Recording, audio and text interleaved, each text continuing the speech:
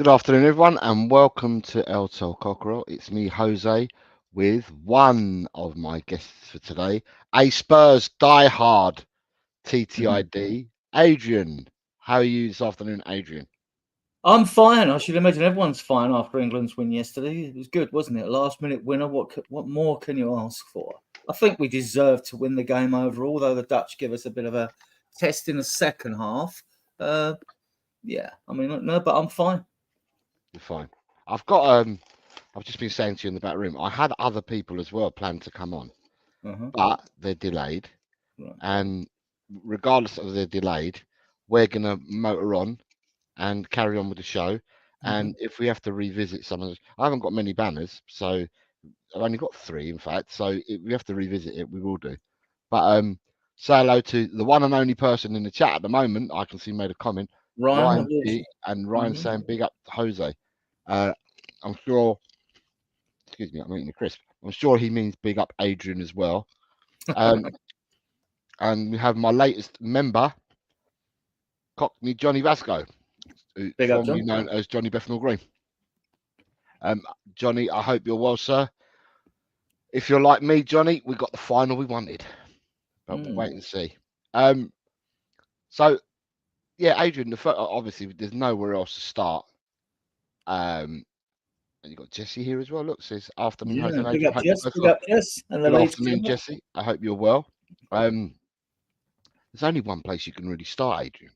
I know that you and I went on a show last night after the game. So for those, we might rehash and regurgitate some of the stuff that we said last night, or in the cold light of day, we might think of things differently or something new. But we'll tell the people that we've got what we think.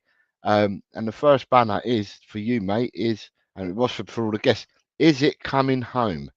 Well, it's 50-50. I mean, Spain are a threat. It's not going to be. I mean, it's going to be a hard game. Just all depends how it works out tactically. If England play like they did in the first half against the Dutch, we've got every chance. It was good to see. I mean, we dominated the Dutch, didn't we? Even though they scored first, and we dominated the Dutch, and then they brought on Verman on to replace Memphis Depay, to put an extra body in midfield because they just couldn't cope with us, could they? So, and then we got the penalty. I thought it was harsh. You know, I'm taking it. Obviously, I thought it was harsh penalty, but it's one of those, isn't it? If that tackle happens in the centre circle, the referee gives a free kick, doesn't he? So there's it's sort of there seems to be a different take on things that happen in open play or when they happen in the penalty area. I thought it was harsh. Welcome it. I knew when the ref was going to the monitor, he was going to give it because refs don't like to be marked down. I mean, I've never seen one overturned. You know, the closest thing I see on the monitor that went our way was when the referee gave the ball off of at Man City. When did it hit? I forget his arm now. The tall fella's arm, the real 6-footer over arm. We call him the lamppost. You know what I mean, anyway. Like when he played for us for that short period of time. I forget his name now.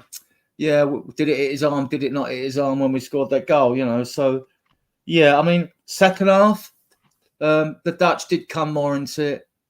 I mean, they've got a goal in them, but they never. To me, when I was watching, I was never like. There was never no white knuckles or finger biting time. You know what I mean? Nail biting time at all with them. I mean, like, I just didn't think. Sorry, Adrian, in the back because she's here now, so I want to bring her in. We've got another Spurs diehard TTID. Ellie. Yay! Hello. Her Majesty is in the building. Yeah, I'm in a cafe. Oh yeah. All right. Yeah. Yes, please. Okay. Yeah. Tomato. Sorry, I've ordered a breakfast. Thank you. An all-day breakfast, yeah. I'll eat it with my camera off. So you don't see me chomping. Right. I was starving. I haven't eaten all day because I've been sorting things out for my husband. But wasn't Ollie Watkins' goal brilliant? Yeah. What a goal. Brilliant. Goal. Any goal. If it come off someone's backside, it'd be brilliant, wouldn't it? Well, yeah, because it's still a winning goal, but I think that goal was superb, the way he took it. Yeah. Brilliant. Yeah. Anyway, I'll turn my camera off. You can see Højbjerg instead. So, Ellie, I asked Adrian, and only because you've joined us and you're in a cafe, but I asked Adrian the score. The question is it coming home? Yes, it is, most definitely. And if it doesn't come home, I'm just going to go and nick the cup off the Spaniards. I'll go and steal it off them. How did you see the game, Ellie? We've got a good chance. We've got a good chance, but Spain is it's a different kettle of fish from Holland. It's another level up. So we have to keep that intensity and play with our heart and play sensible. Don't do anything stupid like we normally do. And play on the front foot. Because that's what Spain are gonna come at us from the first whistle. You know, because that's how you are, the Spaniards. You're fantastic, and I admire the way you play, Jose. But what camp are you in? Are you in the Spanish camp or are you in the English camp? Great question, Ellie. Yeah. Thing is, Ellie's asking me the question that she already knows the answer to, because I meet Ellie off camera. And we speak off camera quite often, so Ellie knows exactly what my answer is going to be. I know. Ole, ole, ole, No, my answer is, and I gave it yesterday as well. I went to the Euro '96 quarterfinal, Spain-England. I went to the Hilton before the game for pre-drinks. I went to the game, and it was a 0-0 draw, but England won on penalties. Spain had a goal that was onside by about 3 yards that was given offside. Spain dominated England in that game. England won on penalties. England got to the semi-final. I went with family and friends. So I had my wife, who supports England, with me, and others. And I had my sisters with me, and their husbands and cousins and all that support Spain.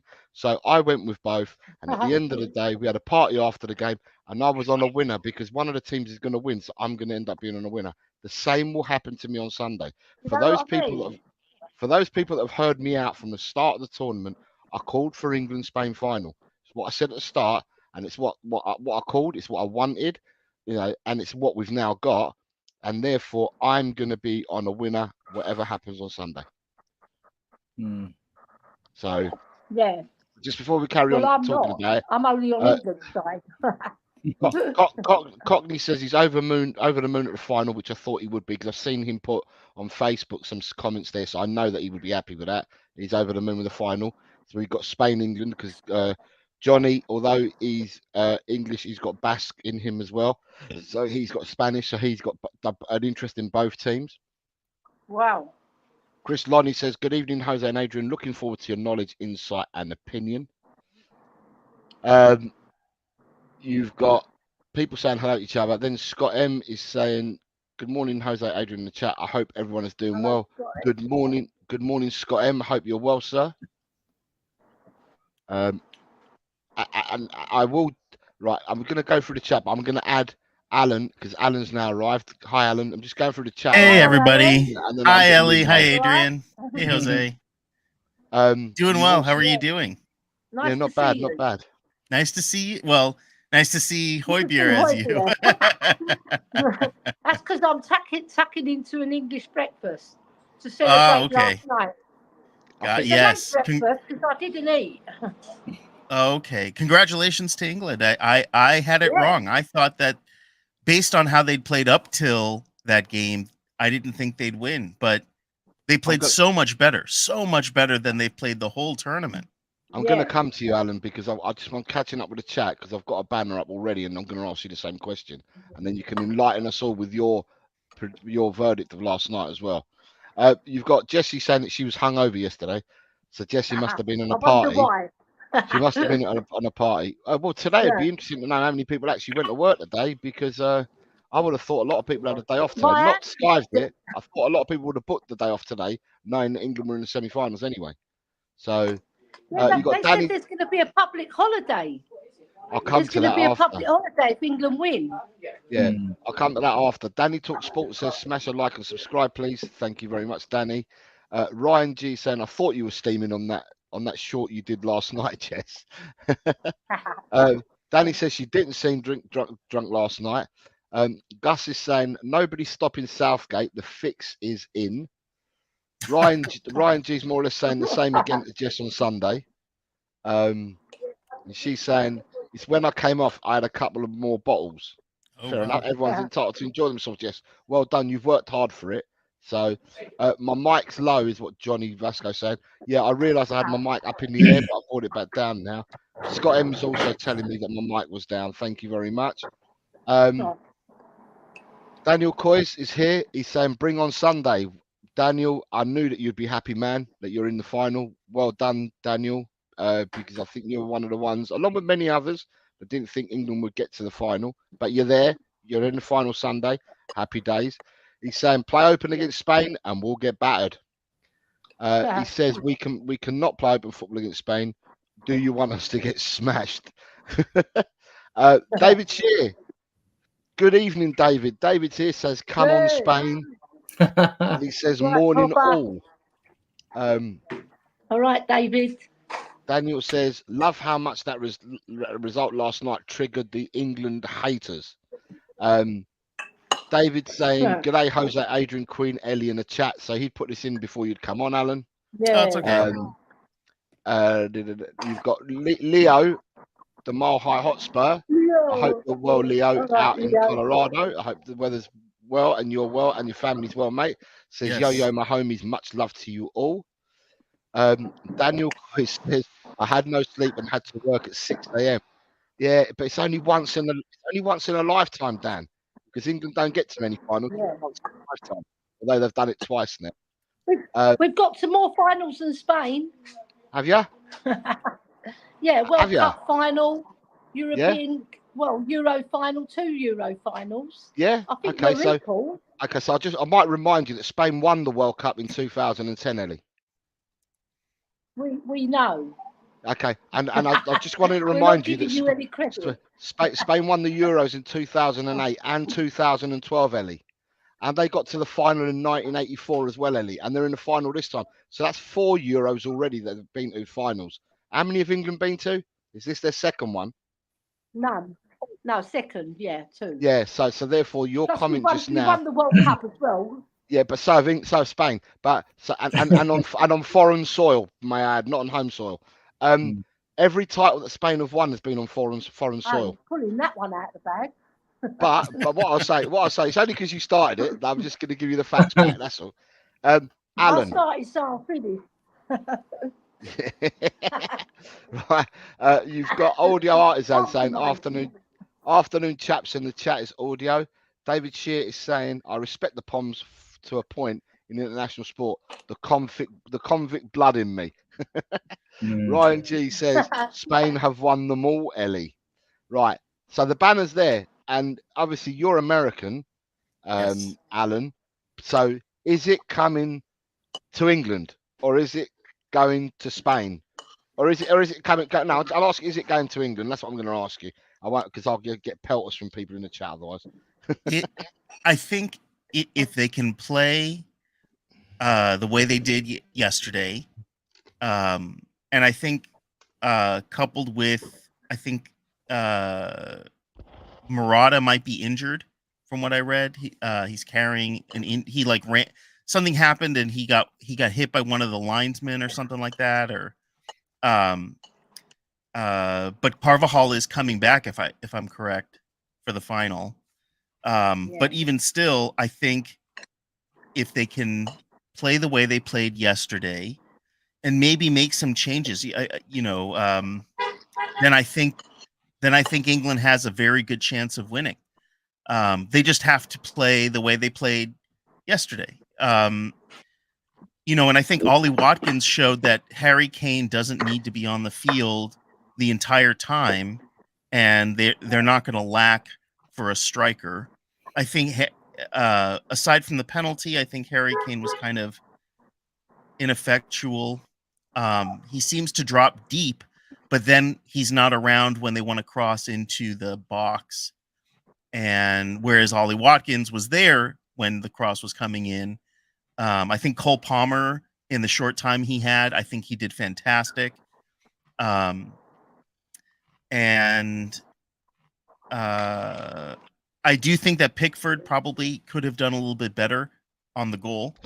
It was a fabulous striker from Xavi Simons, but I think that Pickford even still could have done a little bit better.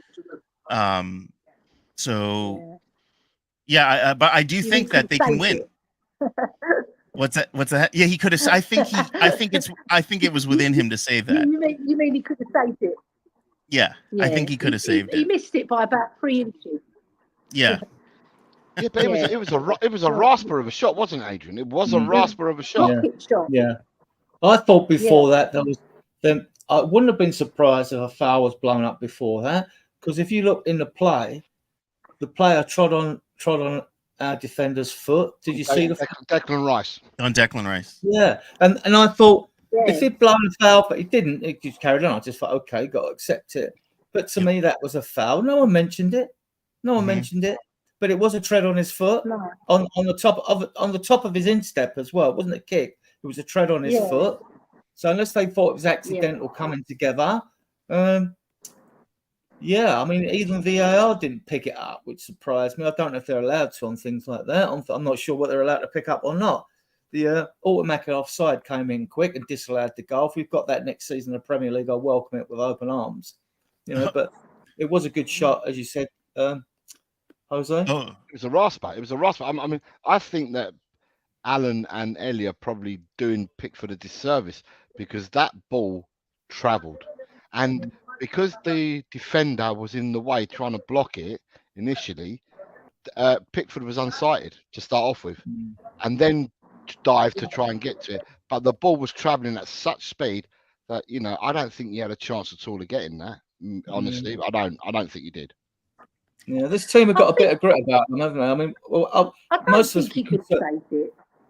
It was hard because that shot was a bullet shot, and it came out of the blue. Well, it was not like he was. When he came towards goal, it looked like he was going to lay it off rather than have a pop. But what a pop he had! Bloody hell! He nearly took the net off. Flipping brilliant shot. He came so close, though. He was so close to getting his fingertips. Yeah. So, Ellie, did you watch? They would have been broken. Ellie, where did you watch the game last night? I watched it at home with Angela and Theo. With Angela and Theo. And what was it? What was it like crazy. in your? What was it? I was going to ask you. What was it like in your house? It was like mayhem, and our African neighbours who support England as well. They were going crazy. So it was like the next house to us is a house of multiple occupancy. We didn't hear anything out of that house, but our house was like, me and Angela, we were like celebrating. Theo's quite a quiet man, but he sort of claps. Yeah. Me and Angela are going crazy on the settee, jumping on the settee, jumping on the table. For those of you that don't know, in Ellie's house, a bit like my house, it's women rule. Just in case people didn't know. Do. My house too. They really do. Adrian, in one sense, mate, I think you're very lucky. Yeah, because we're surrounded. We're surrounded by the loonies. Can I ask about the goal? The goal. I'm not professing that I'm not a loony either.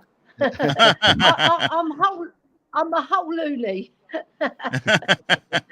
Adrian knows that when we have our chats. Can I ask about the goal? Chats, don't we, Adrian? The goal that was given, the penalty kick. Can I ask about that? Because when I looked at it, when I saw Harry Kane go down, and I'm used to seeing Harry do that. When it comes close or there's a little bit of contact. I'm familiar with Harry Kane going down trying to get the penalty. But do you think it was a penalty? Because now I'm reading it was very controversial, and the other team is like up in arms about the penalty, and a lot. Gary Neville saying that it was a complete mess to give the penalty. Do you guys think it was a penalty? Right. So Adrian, I personally think it was a penalty. The reason why I think it's a penalty, even though the the tackle was after he shot, he did take him out. And anywhere else on the pitch, like Ian Wright alluded to, it would have been a foul, right? I know it was after the event, but he did take him down. And when you think about it, it's a foul after the event. Do you give it or do you not? And because he followed through as well, and his foot was high, so it was dangerous play as well. So just on that fact, for dangerous play, I would give it. If I was the referee that day, I would have. Right, so but I can see why people think it wasn't. Just before I go to Adrian, can I remind people that if people want to become members, the membership link is pinned in the chat. Adrian, I heard from you yesterday, and we've had a sleep since we did a show last night on Time Added On. Was it a penalty, Adrian? Harsh, wasn't it? I mean, I wouldn't have liked it given against us, but if it was in the centre circle in midfield, a free kick would have been given. So it's one of those, because it's not clear, because there are rules of the game that's still not clear, handball and all being a major concern. It was harsh. I'm glad we got it. It was harsh. Was it a penalty? To me, no. I'm old school. It wasn't a penalty to me. Looking back from the way I've been brought up on football, it wasn't. It was harsh. It was given. I'm glad we got it, obviously. But yeah. So to answer, to wrap it up then for that, Alan, for what you're asking, on the show last night, I said exactly what Adrian is saying. I felt it was not a penalty. They are given sometimes, and they're not on others. You're right. Adrian's completely right. Had it been outside the box, it's been given as a free kick, right? But the penalty was harsh. For me, it wasn't a penalty because he'd already completed the action, right? So it wasn't a penalty, but you take it. Oh, of course. If that's given to you, you don't look a gift horse in the mouth. You take it. So at the end of the day, there's no argument. Now, it's obvious that he did get touched, and we know he got touched because he stayed down, and Kane doesn't normally stay down. He stayed down. It's obvious he'd been touched. In all honesty, watching it back, watching the game live, like many of us did, we didn't say, "Oh, you got to go to the monitor." Oh, VAR, blood. No one said that. Not even the commentary was saying that. And then all of a sudden, you're wondering what's going on because Harry Kane's still rubbing his foot. Yeah. And then all of a sudden, the TV says that it's just come up in the stadium. They're checking for a potential penalty. And then obviously, he then gets sent to. I thought that when they were checking for potential penalty, what would happen is they'll say no penalty, play on, right? But all of a sudden, the referee was then called to the monitor, and the referee was watching what we'd all seen. We all seen it. The referee's watching exactly the same. And I'd say probably 70% of me thought the referee's going to say, "No, I'm sticking with my on-field decision." Yeah. But he didn't. He gave the penalty. And as I said, he's given the penalty. And when he gives the penalty, regardless of who you are, you take that penalty. You don't look a gift horse in the mouth. You take the penalty. Yeah. And we all know that he took the penalty and he ended up putting it away and he made it 1-1. Just want to say hello to some people just before we carry on. Hold on, sorry, we got there's people commenting about something that I'm going to talk about anyway next. Yes. So I'm not gonna speak about that at the moment, but I just wanted to say hello to some people. Gus Parker says the referee last night had a previous conviction for max fixing. Oh, why do they let these referees keep coming in if they've got these past histories? What, they don't have other referees in the world that can do this? I think this guy was done, but I think he was done many years ago. Wasn't I think it was many years ago. Yeah, he's very pally with Harry Kane. Right. Yeah, he is. Well done, referee. I'm going to go and give him a kiss. Scott M is saying it will always be hard for Pickford and his little T-Rex arms. Daniel Coy says, one thing people seem to forget about this England have tasted defeat in a final recent years, and hunger over that disappointment will drive them on. This is all new to the Spain side.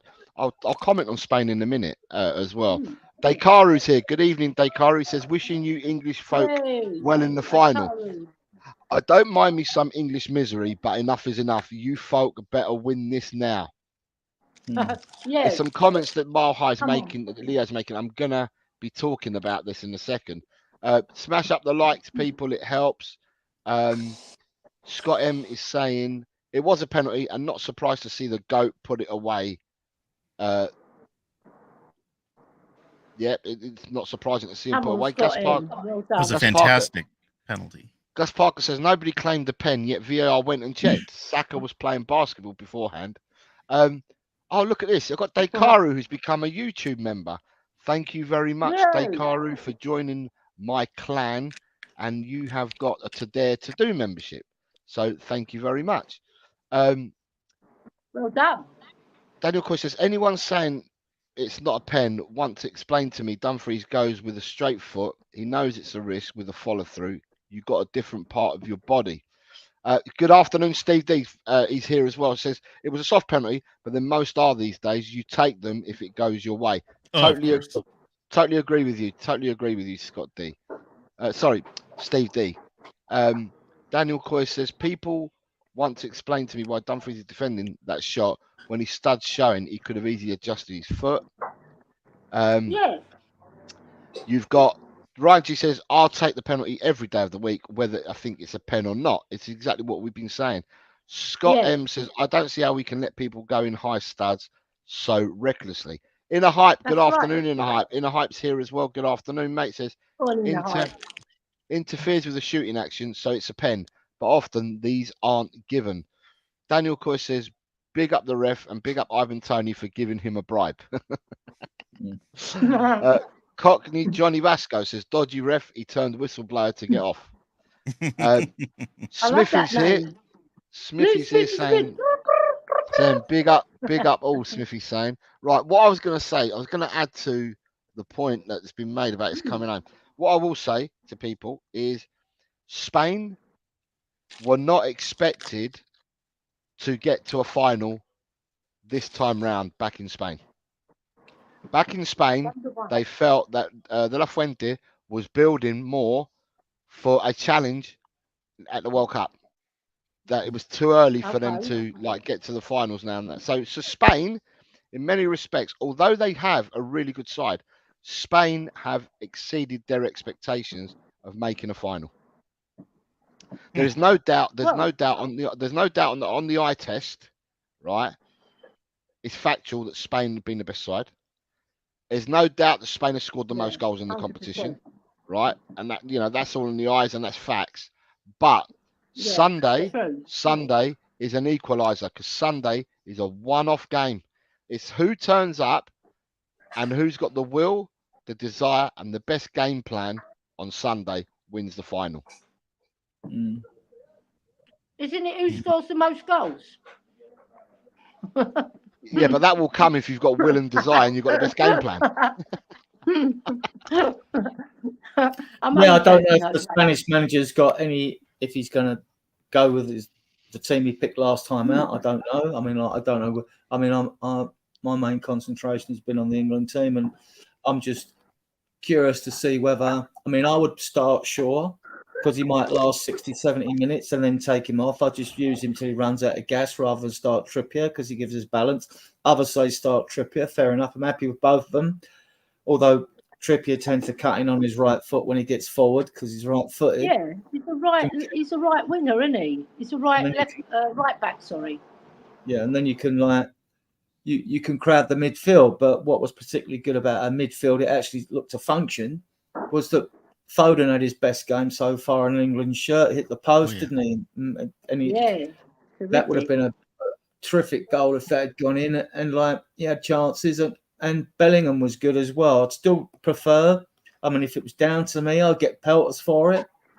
I mean, I would play Bellingham as the ball carrying number 8, Gaza style number 8 to create chances, and that would mean I'd have to drop. I would drop Mainu because what I would do, I've said it before. I'd play Kane in the 10 because he plays in a 10 anyway. When he's on the field, he plays as a 10. And then I'd still keep Foden there on the left and Saka on the right, who I've criticised before, but he's played really well the last 2 games. and then you could play Ollie Watkins up front, and I think you could play Watkins in front of Kane. I just think that would be a good combination. Do I see Southgate doing it? No. I think because his team got us to the semi-final, through to the final, I think he'll pick the same team. I thought Mainu was very good. Yeah. I think he's young, but I thought he did fantastic. He's been very consistent through the whole tournament, regardless of the team.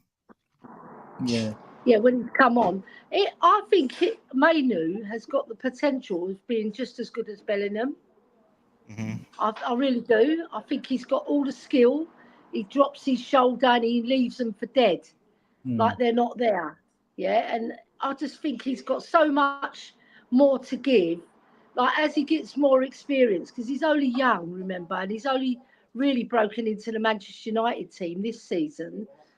So I expect a lot from him, and he'll probably end up at Real Madrid as well, I would suspect. Yeah, I really see that. do, because that boy, he can play. Mm-hmm. I think Bellingham's better than him, though. He's not the finished. No, he's not. Article. Yeah, but he's got a lot a lot of attributes. Yeah.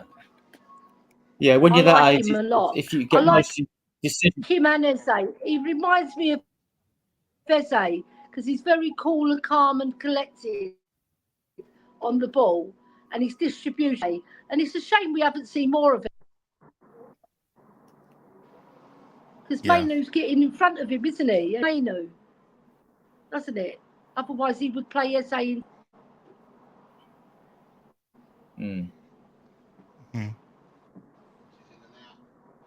Have I lost? Can you hear me, guys? Jose, I think your mic is. Yeah, you're in and out, Ellie. You're in and out, but it's fine. Yeah, I lost connection. That's why you're in and out. Then, Adrian, you were saying about Bellingham. Yeah, he's better. He's better at this stage in his career. He's better than Mainu. They're different players anyway. I mean, Mainu's pretty good buzzing around the box, that area and all that. Bellingham's a lot better in wider positions, in my opinion, and he juggles the ball quicker among his feet. He's got the quicker feet. But Mainu's good. I mean, there's only one thing I could criticise him for yesterday was when he was through the middle and he tried the difficult pass to slide rule pass through the middle when there was a player on the right. But he could have and I thought, okay, all right, we were playing well. If you're a goal down when that happens, though, you tend to think it's really bad decision. But if you're winning a game, you think, oh, never mind. You know what I mean? So it's one of them, isn't it? No, but this is the thing with young players. It's decision making. We've seen it at Spurs with our youngsters in the team. We've got 3 young ones in, haven't we? You know, you got your Dogi and the VDV and Saar. So I don't expect them to be on point all the time. I don't. Yeah, I know it would be a big call to put Bellingham in the 8. I just think it would be better. I think he's a bit more physical than Mainu is. You know, and Mainu tends to sort of glide at his size. What do you guys think? Physicality because of his size. And he's massive, isn't he, compared to Mainu? In the first half, we were feeding Saka quite a bit, and Saka was doing well. And in the second half, we seem to stop doing it. I mean, like, we should have had more link-up play with Walker and Saka and Mainu as well, you know. So Saka had a great goal. I think it just, unfortunately, I think Kyle Walker was offside. But that was a fantastic link-up with those two. Yeah, I was looking at first call. I mean, it's automatic offside, so I haven't got a problem with that if that's in the Premier League next year. I welcome it. It's not. It's not. No, I'll tell you what, I can confirm it's not. The version that we're seeing now at the Euros is not the version the Premier League get next season. So people, it's going to be better than what we've had before, but it won't be gold standard. It's not going to be gold standard like you can see at the Euros now. I thought for a moment, when that goal was disallowed, I was looking, I thought, has De Vrij played him onside? That's what I was thinking. I thought so. He must be 30 odd now, De Vrij. I liked him. I wanted him at Spurs. He was their captain. I don't know if he still is. I thought that was right. So what's the version then, Jose? This offside version. What's the difference? It's going to be the same. It's just this different technology that's being used because the stuff right. I thought this before and I said it on a previous show, right? But this morning it was confirmed for me. I thought to myself, the league starts in August. 17th, Saturday. Right, yeah, but the rules and the UEFA, or whatever UEFA are using, or FIFA, or whoever it is, it's UEFA, whatever UEFA are using, their year doesn't start till the 1st of January. So if you wanted to take their system, you could only implement their system at the start of next season. So they've had to do a system that mirrors what they've got in order to introduce that this year in the Premiership. Right? So it's not the gold standard that you're getting at the Euros, but it should, hopefully, it ain't going to be far off. It just depends on the technology you use, because at the moment, there's going to be a lot more people that are more techie savvy minded than me, but the shutter speeds that you're using at the moment for offsides and that, the reason why they're having to paint and draw lines and shit like that is because the cameras that they're using are not the right cameras for this type of stuff that you're looking for. I think the window is global shutter. We're using global shutter speed rather than some other certain speed, and therefore it's incorrect technology that's being crammed together to give us the outcomes at the moment. So I fear that we're going to have something along them lines. But if we're going to use the same as what UEFA are using for this tournament, we could not introduce that until after the 1st of January, which means it would be next season, not this season. So we're using something apparently that's similar to it. But I will say, it was said to me, it's not gold standard like what they're using at the moment. Sorry, just before I carry on, can I just say hello to a few more people who've joined? Shentam, good afternoon, Mr. Bossman Jose, Mr. Intern Madness, Mr. Adrian, and the beautiful, amazing Queen Ellie Hoiberg, Benton Corverna, who I've missed. Hope you're all well today. Thank you very much.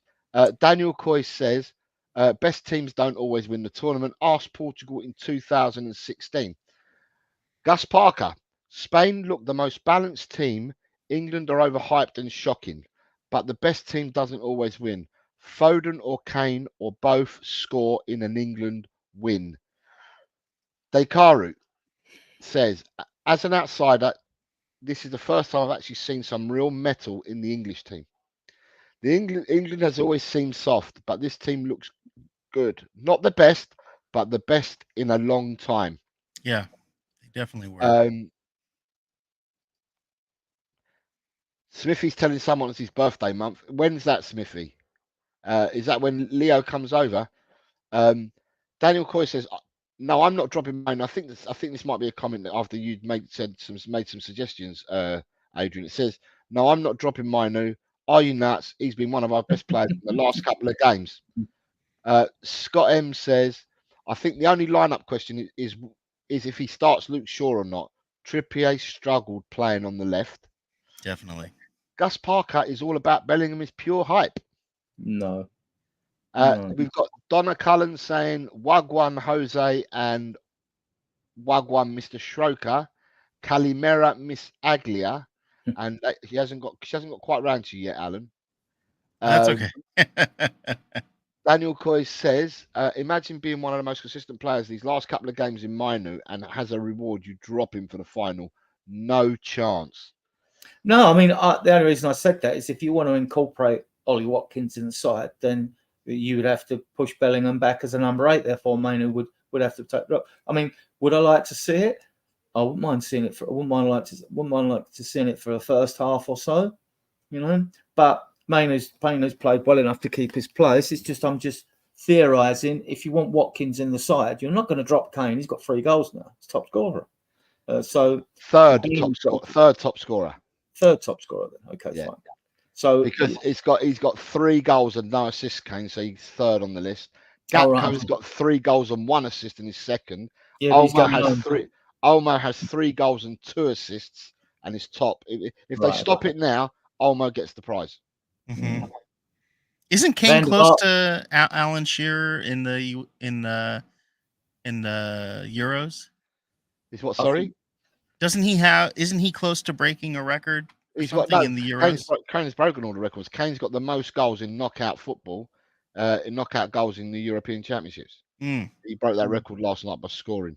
So Ryan G says, no way I would drop Minu. He's been very good since he came in, and him and Foden seem to be building a good connection. And it's interesting because I think Minu, Foden, and the Cole Palmer, I think where they were brought up near Stockport or something like that, where they were all brought up, they were about 3 miles within each other. So they were like in the same kind of districts and stuff like that, them three. I don't know what you two guys thought, but I just thought second half we played 3-4-3, which I think with Spain's wingers, I don't know if Southgate might tweak things a little bit. But when they put Veerman on in midfield as well, I mean, they got a hold in the game in the second half. Right. Now, we didn't seem to do anything about that. We seem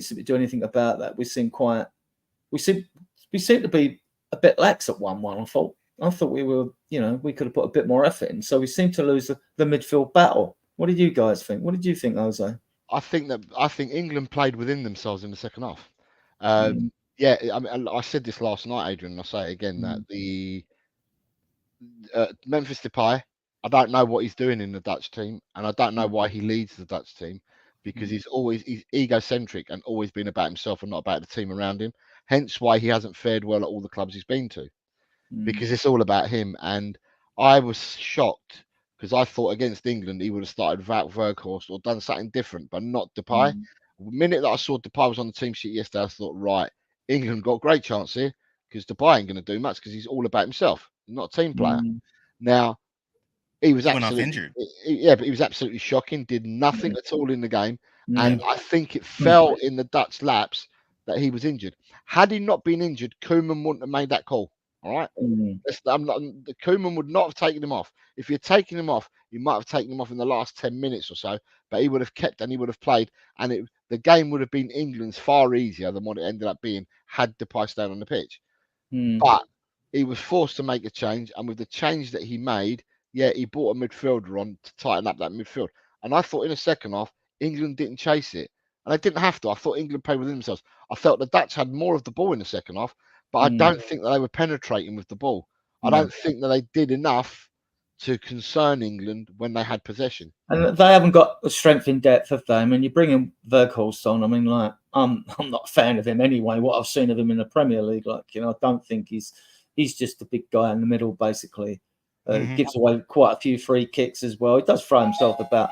Hang on, my bell. I've got to go. Hang on. You can ring my bell. Ring my bell. Right. Sorry. Nita. Hi, Jose, Adrian, and Ellie, and guest. Hope you're all well. Nita, this is Alan from Rakdos Madness from Team Tottenham Go. And Nita's also saying hello, everyone in the chat. Right. I'm going to move it on from England now, right? And my second banner, I'm moving it on from England, and I'm going to. Yes, I'm so excited. What has occurred in the Copa America? Now, just to give, before I talk, because I'm only going by what I've read and seen, right? Where is the Bank of America Stadium? Bank of America Stadium is in, is it in Pittsburgh? Let me look it up real quick. Whose home ground is it, basically? And will it be it's going to be one of the stadiums that are used in the World Cup, because the USA have got the World Cup in 2 years' time, haven't they? Yes. Oh, it's the Carolina Panthers. It's the Carolina Panthers. That's American Stadium. Yep, it's North Carolina. Okay. Charlotte, North Carolina. Yeah, it says, Scott Evans says Charlotte. So, right, I'm not going to try and educate people on American ways and how Americans do things, but it appears from things that I've been reading everywhere that the stadium wasn't policed like you would normal football stadiums. In Europe, they'd be policed, right? But it doesn't appear that they were policed as such in this game. And it appears that at the end of the game, rowdy Mexicans or rowdy Uruguayans, whoever it was. Uruguayans. No, it was Colombians. It was Colombians. A fracas started, and it was right where the Uruguayan families were at. Yes. And so therefore the Uruguayans felt a need to go to their loved ones. Mm-hmm. And so from what I've seen the punches, the Darwin Núñez going into the stands and fighting with their opposing fans. Yep, I saw it. I've seen Bentancur go because Bentancur came off injured after the 34th minute, and then I've seen Bentancur run over and throw a bottle into the crowd. He threw a couple of bottles. Okay, couple of bottles into the crowd. And one was a plastic bottle, but one was definitely a bottle. So I think I read plastic bottle, and I've read bottles have gone in the crowd from him as well. I saw Jose Jimenez being interviewed after the game, and he turned around and he said the Colombian supporters went at their families. They did. So to me, it was absolute bedlam and absolute madness. Now, your defense, if you're one of the players, because these players are going to get charged. There's no doubt about it. Them two, I don't know how many more are going to get charged, but Bentancur is going to get charged, and so is Núñez. No, Núñez may get charged with more charges than Bentancur, but they're both going to get charged. And do you, when they get charged and they go in front of a beak, the football beak, whatever you want to call it, right?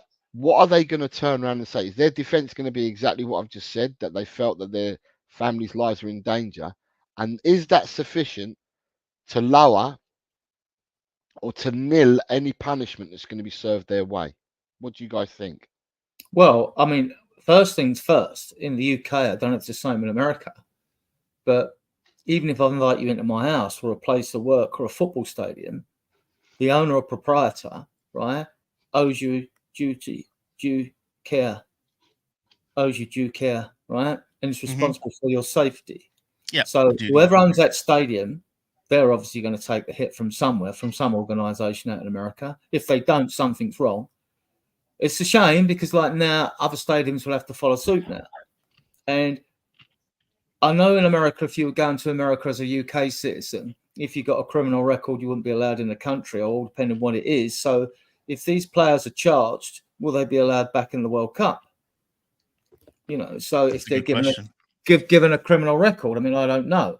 I mean, I haven't seen this. It's sad to hear this because we have killed most of this hooliganism in England, which we had a real bad rep for it, and in the 70s onwards, and amongst our own clubs, let alone in Europe, we were kicked out of Europe, blah, blah, blah.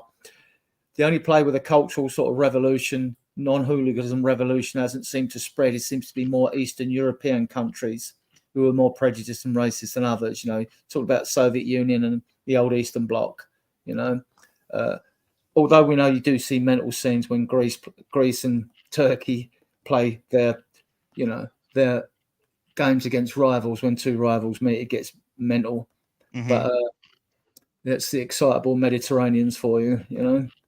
So, I mean, charges. Well, I mean, normally after things cool down, it depends what the district attorney, if the police, you know, send these reports into the DA, the local district attorney, and see what he decides, you know. Yeah, but I was talking more of the football authorities. Sorry, more of the football authorities, Adrian. Will they throw the book at these players, or will there be a part where the players turn around and say that their mitigation was blah? Or do you see them getting? Or do you see them if they will get done? They will get done. I base my theory. I mean, I don't know how the law works in America. Obviously, I base my theory on what happened to Eric Dyer when he went into the stand at Tottenham. He still received a ban and that, didn't he? And he hardly did anything at all. He hardly did anything, right? He just went in to protect his brother, right? Whatever it was. His ban was from the Premiership. Yeah. So this is going to be FIFA. Yeah. So now we'll see what FIFA do. I don't see how they can't do nothing, even if we think the players were justified in doing what they did. It's like retaliation. You're not allowed to take the law into your own hands. Sometimes I think that's crass. I mean, I would defend my family to the hilt. I'm sure you two would as well, right? But you can't have it you can't have a free for all out there. If it's defending my family, because then people will use it as an excuse all the time, right? Whether you're in a pub or anywhere, you know. So I think FIFA will take action. What sort of and normally they like money, probably be big fines. They like money. The Huge corrupt fine. organisation like money, don't they? So, individual organisations of these players might find them as well. You know, just get a few quid. They're skinned anyway. South American country and organisation, so probably find them as well. You know, I don't see. It'd have to be pretty bad for someone to have a custodial sentence. What do you think? That's what I was going to ask Alan. Alan, what do you think? I mean, obviously, you know the law in America. You Yeah. know, I don't think that these players were arrested. No, I don't. They can be arrested after the fact, can't they? Well, there could be a warrant out for them. I mean, if they go back to England, there's not much they're going to be able to do, but there could be something out for them to come back. If they do come back, they could face charges. I would say my wife's family is from North Carolina, and I can guarantee that people in North Carolina don't know as much about soccer hooliganism and the intricacies of like South American rivalries. The Uruguayans and the Colombians have, you know, there has been bad blood in the past, so they probably didn't prepare for what they should have prepared for had they been in the know, and it's their job to be in the know. So I think the stadium is going to be in a bit of trouble. They're going to probably have to pay a big fine, is my guess, and they'll in the future have to beef up security for games. They'll probably have to hire some consultant that can explain to them, you know, when such and such teams play one another, we need to definitely beef up security, and these are the rivalries and whatnot, and get more acquainted with soccer. As far as defending their families, if Darwin Núñez saw, just as if I saw, you know, I have a newborn or a child, and my wife is there, or my kids are there, and I see rowdy, fans from the other side making their way over and coming very close to my family, I'm running into the stands and doing the same thing. Now, who threw the first punch? Were the families already getting attacked, and that's why he's throwing punches? I didn't see that because I don't think the camera got there fast enough. I will say Bentancur might be in more. I would say Bentancur would be in more trouble because whereas Darwin Núñez went in and maybe there were fists thrown at him, Darwin Núñez then ran at the crowd with a chair.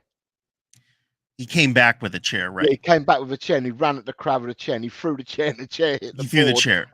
And it didn't actually go up into the crowd. It hit the boarding, the hoarding underneath the crowd. But he that's two separate actions.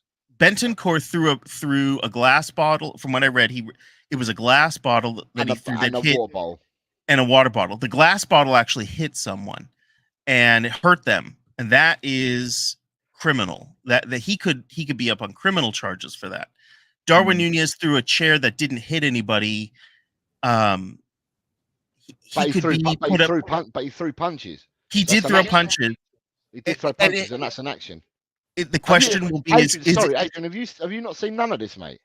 No. I was just thinking of we have a charge in England called threatening behaviour. Whether you hit someone or not, you can still be done for threatening behaviour. I don't know. Adrian, it's all over X, mate. You'll see all the videos; they're all over X. Yeah. So, sorry, carry on, Alan. It could be assault, and someone could say battery because he did lay hands on someone. But in America, that if it was like for like, if he got hit first and he throws punches back, oftentimes that's in self-defense.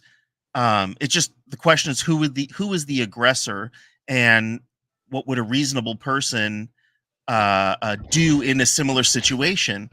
So I don't know if they're two separate events. I don't know that Darwin Núñez will get in as much trouble in America. He might get fined just like Eric Dyer got fined and banned just for doing what he did. But personally, I think Lolo would get in more trouble because he wasn't up there in the fray. He was in the back throwing stuff at people and hurting people, and that's different. He threw a glass bottle, which could have been deadly. So someone could say assault with a deadly weapon. It just depends. I think I'm really disappointed in Bentancur. Between the Sonny thing and now this, I was going to come on to that. Go on, carry on, Alan. I'm wondering if maybe this is I don't want to say that's who he is, but is this who he is? That's the question I think that's going to get asked about him. Is this the player? And do we, at Tottenham, do we want to keep him? Is this how we want Tottenham to be seen? Represented by players like this? I don't know. Well, it's not that we're more peace loving than South Americans, but South Americans, it's a bit like some of the states in America and all that. They're a bit behind us in their culture in certain respects, especially when it comes to race and things like that. You've got redneck states and things like that out there. And we in the UK, we were like that probably in the 70s, and we've moved on. We've moved on. Eastern Europe hasn't moved on fully. A lot of Europe has moved on.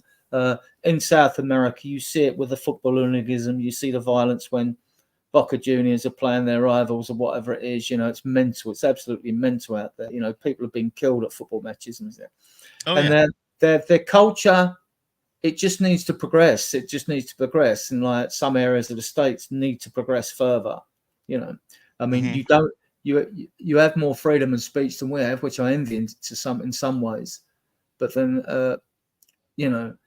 it comes with a cost as well. So in behaviour of people. Your politicians out there, our politicians can't say what American politicians say.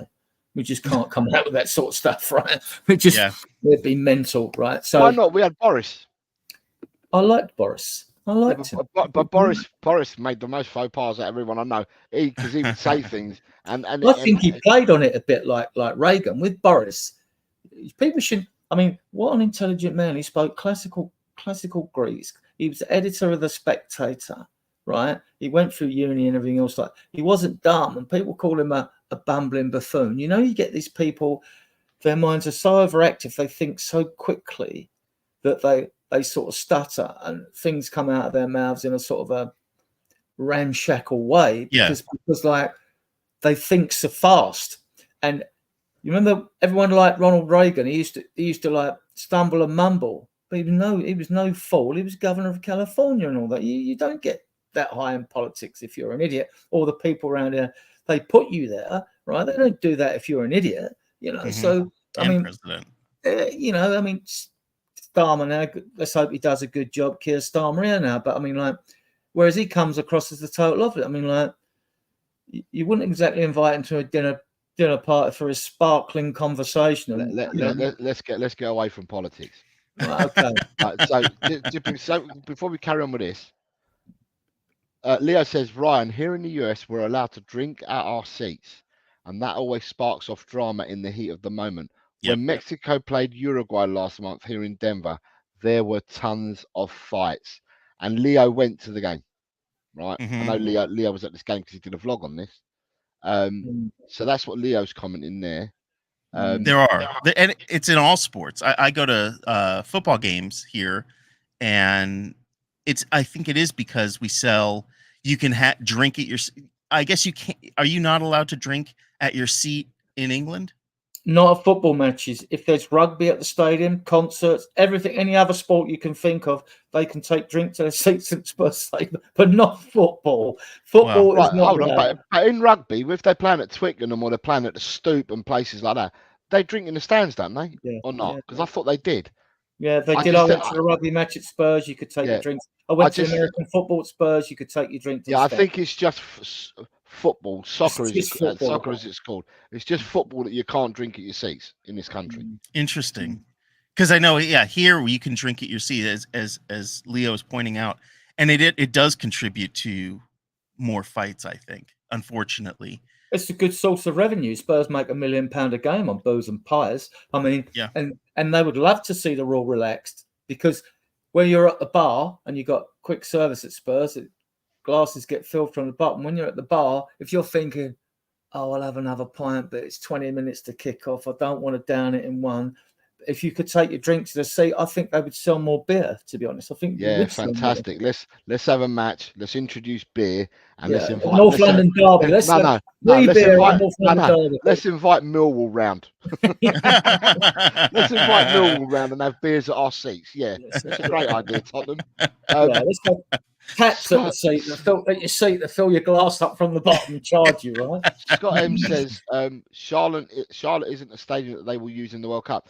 I'm quite surprised with that, Scott, because normally if you're doing a test run for an event, like sometimes they used to have the CONCACAF Cup, which used to be the winners of South American the CONCACAF. The CONCACAF. So it used to be the winners of the Copa America, the European Champions winners, the previous World Cup winners, and stuff like that. And the winners from each region, they would all play, and it usually was in a precursor to a World Cup. So it's a dummy run for whoever's holding the World Cup. So with the Copa America being played in America, I would have thought, and probably I've thought wrong here, Scott, but I would have thought the stadiums that were being used now were like a dummy run for them stadiums to be used in the World Cup. So it'd be interesting if Charlotte isn't a stadium that they're going to use in the World Cup. I would question, why did you use it in the Copa America? That's all I'm saying. Nita says, Colombians, oh my days, it really kicked off. It did. Paul G, good evening, Paul G. Paul G says, hi, Jose and gang, on your channel. I correctly predicted the win on pens at Switzerland and a 2-1 win yesterday. We will win the final 2-1 as well. Hey, Paul, I've got a feeling that you've got a lot of people watching this, hearing this, some people on playback, and especially Adrian, who would love to see this result that you're saying. So he's hoping your prediction's right. Audio says Eric Dyer got punished when his brother was in danger. And Chris Lonnie says FIFA will pass it on to the Federation and the Federation will issue small fines. Nita's saying that South American, totally different culture. Wise, Boca Juniors have a crazy fan base. They do. Dekaru says, so you have to drink at the bar. You can't take it to your seat, really? No, Dekaru. At any football match, in professional football match, I don't even know what I should say, professional football match. I think with any football match in the leagues, I don't know about non-league whether you can take a beer to the stands in non-league. And where it doesn't clash, where the TV companies don't have a stranglehold over when games are played, you'll find that there'll be early kickoffs when it's a North London derby, so people can't get pissed up before the games. And you'll have times of games changed. They'll change the times of games. They'll bring them in earlier. That's when you get your 2 o'clock or your midday kickoff, the 12 o'clock one, before people have got a chance to go on the beer, So they'll do that. I mean, and I think even in Germany, they had restrictions on alcohol during this tournament, didn't they, for a couple of games? I know they did in Qatar during the World Cup. There was restrictions on alcohol as well. I mean, the Arabs and Muslims, some of them drink. They do drink. They're like us over here. There are those that drink, but they do it in private, don't they? And there's, So. Right, Paul G says yesterday, Cara, same as internationals. I went to England versus Iceland, the game before the Euros at Wembley, and drinks only in the gangway, nothing on seats. And Nita's saying one of our Euro games there was no alcohol allowed. Right, I'm with Alan, Adrian. I think that the last 6 weeks or so have not been the best for Rodrigo Bentancur.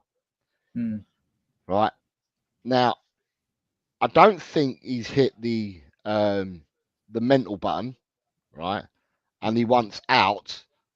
But I have a feeling that even with their mitigation, I think Nunes and the expectancy for me is that Nunes and Lolo are going to be handed their backsides by FIFA, and I think they will get major bans from FIFA. Is what my thoughts are on that. And if that's going to happen, then it's as good as Lolo being out injured, really, isn't it? I mean, nobody knows what his injury was like. The only plus is to see a Spurs player showing some aggression. Well, I mean, I love this player. He's my favourite midfielder of all the ones we've got when he's on form and fit.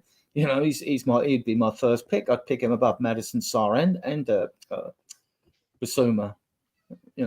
But they can't let this go. There's got to be some sort of punishment, whether it's considered a good punishment or bad. We can only wait and see whether we think it is or not. These players earn a fortune. Let's fine them. You know.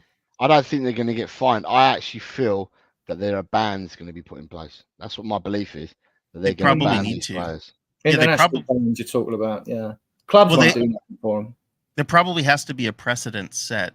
They're going to want to set a precedent, and it's probably going to be on the backs of Nunez and Bentancur. In theory, and if FIFA set it, it means you can't play for club or country, or country or club, depending on how you're looking at it. It will be enforced by everybody. Yeah, things have changed. What could happen because it's still within the jurisdiction of clubs.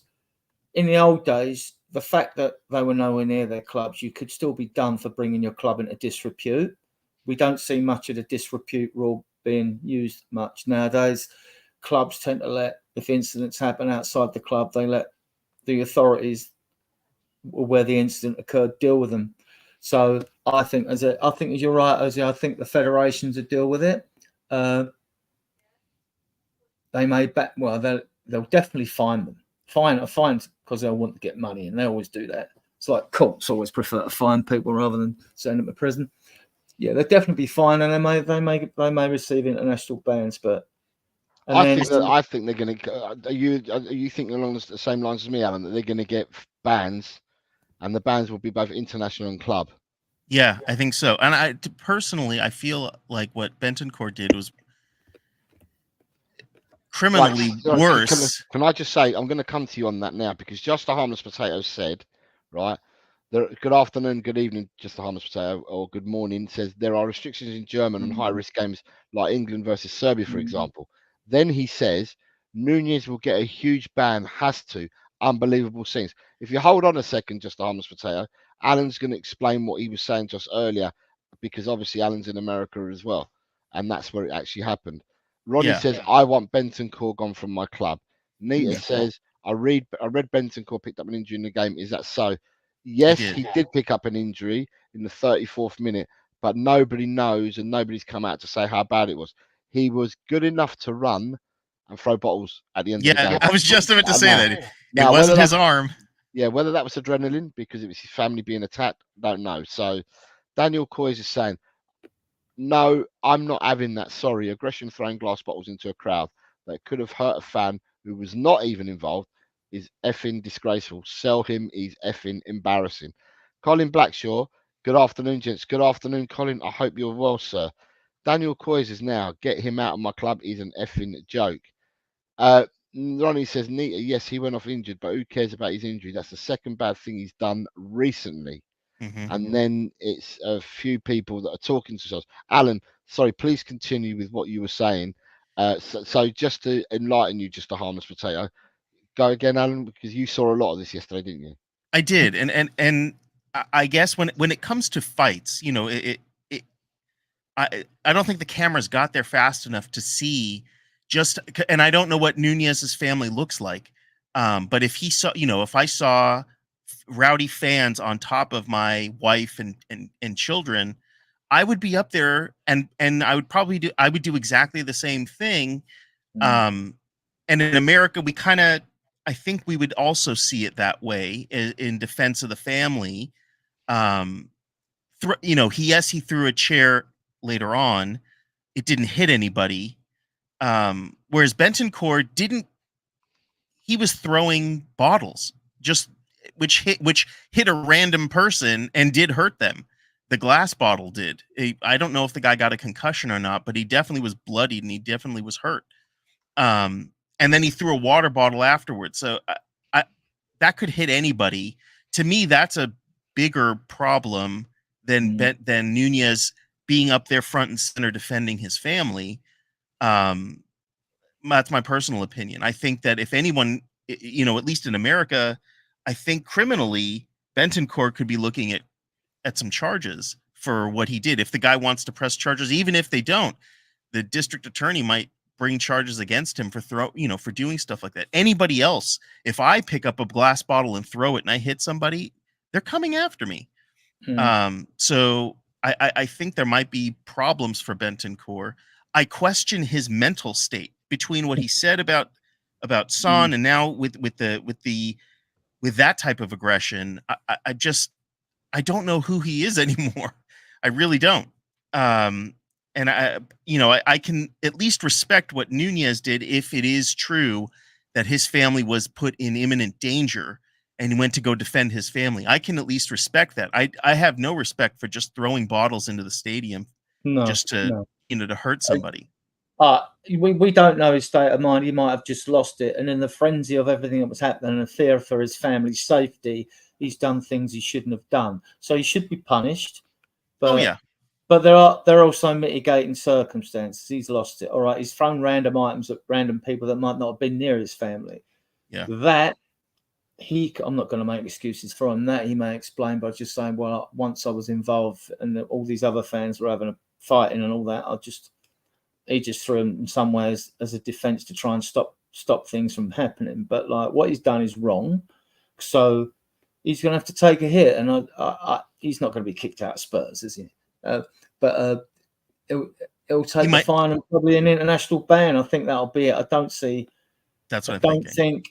I don't think he'll go. And if he has to pay compensation to the fan that hurt, all well and good, because this is the first. He should offer it before now. I mean, I don't know what he said afterwards. Once he's cooled down and realised he's hurt someone, saying sorry is never enough. People, sorry.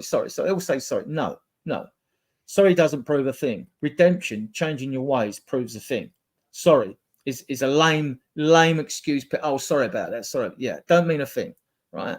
You got to show a change in your ways. So if you're bent a coin, you've lost it, and you've got compassion for the person you hurt, then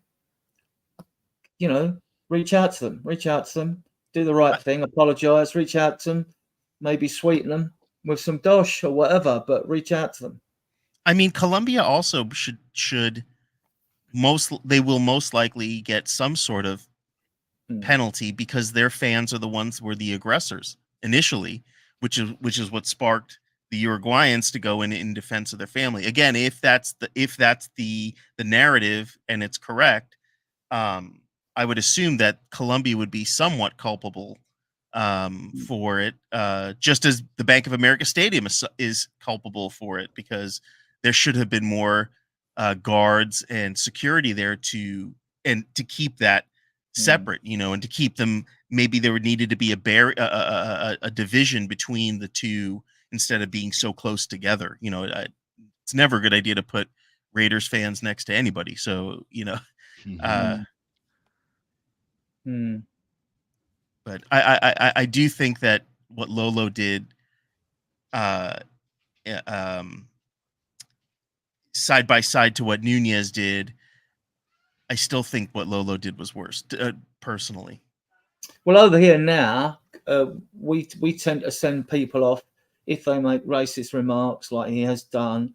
But to him, it's casual, off-the-cuff stuff. If someone said something like that in the 70s here, no one would bat an eyelid because that's just the way the culture was here at that time in the 70s, But here, they send you like, if you get dumped for drink driving, you then have to go and do another course or have some sort of drink driving therapy, like, or if you do, there's lots of these little sessions you can be sent to that cover a wide aspect of things for wrongful behavior where you have to go. It's a bit like we have this where you have to go and do like community service and things like that if you break the law.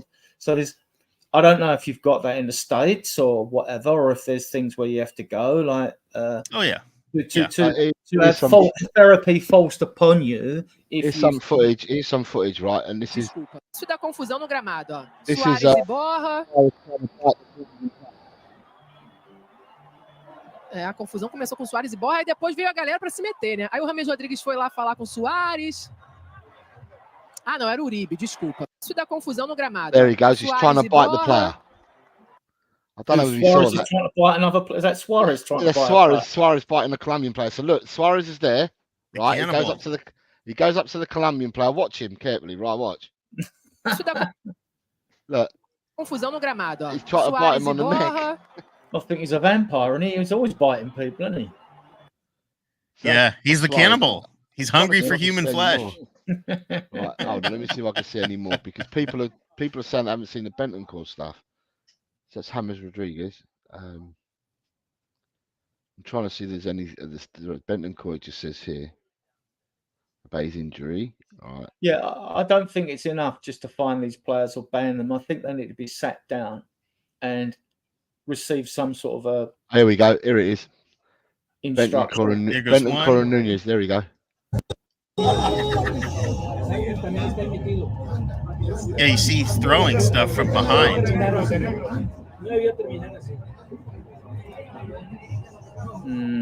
That's Nunez right in the middle of it. It's really hard to kind of tell that so many people there.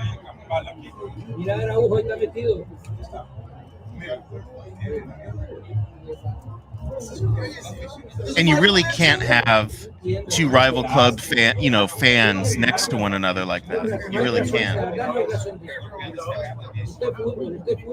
That's why we have designated away ends, which is stewarded not only by our steward, the away fans bring stewards with them as well. You see them outside the Spurs ground, yeah. You see them outside there. You know, I pass them when I go to my seat because I have to go down Worcester Avenue, the back of the stadium, to get to my seat anyway. So, yeah. So you see the away fan stewards there as well. Yeah. I mean, it all depends. Head injury, because he hit someone in the head with a glass bottle. In the moment, he was hurt, dazed, and he may have a concussion. Days down the road, if the guy winds up getting a brain bleed and severe, who knows what could happen? It's with Darwin Nunez. I have no idea. Someone can come forward, but we know for sure that Bentancur pinned somebody. Maybe he missed his calling as a pitcher in Major League Baseball. I think the players involved, those involved, should definitely have to attend some sort of therapy sessions. I do question his mental state. Maybe he's got going on. Maybe he needs to go see, the therapist, the same person that what's his name went to anger management, things like that. Yeah. I'm not an expert on these things, so I can only form an opinion. Yeah, I mean, I think it'll be fines and international bans. I think that'll be it. But I think there needs to be more. I think they need to attend therapy sessions. Because if you just pay the fine and you're a footballer, you take the ban. That you need to, like you said, you need to get into the player's psyche with some therapy and say, look, this is not acceptable behaviour. Here we go. This is Bentancur. Right, hold on. There we go.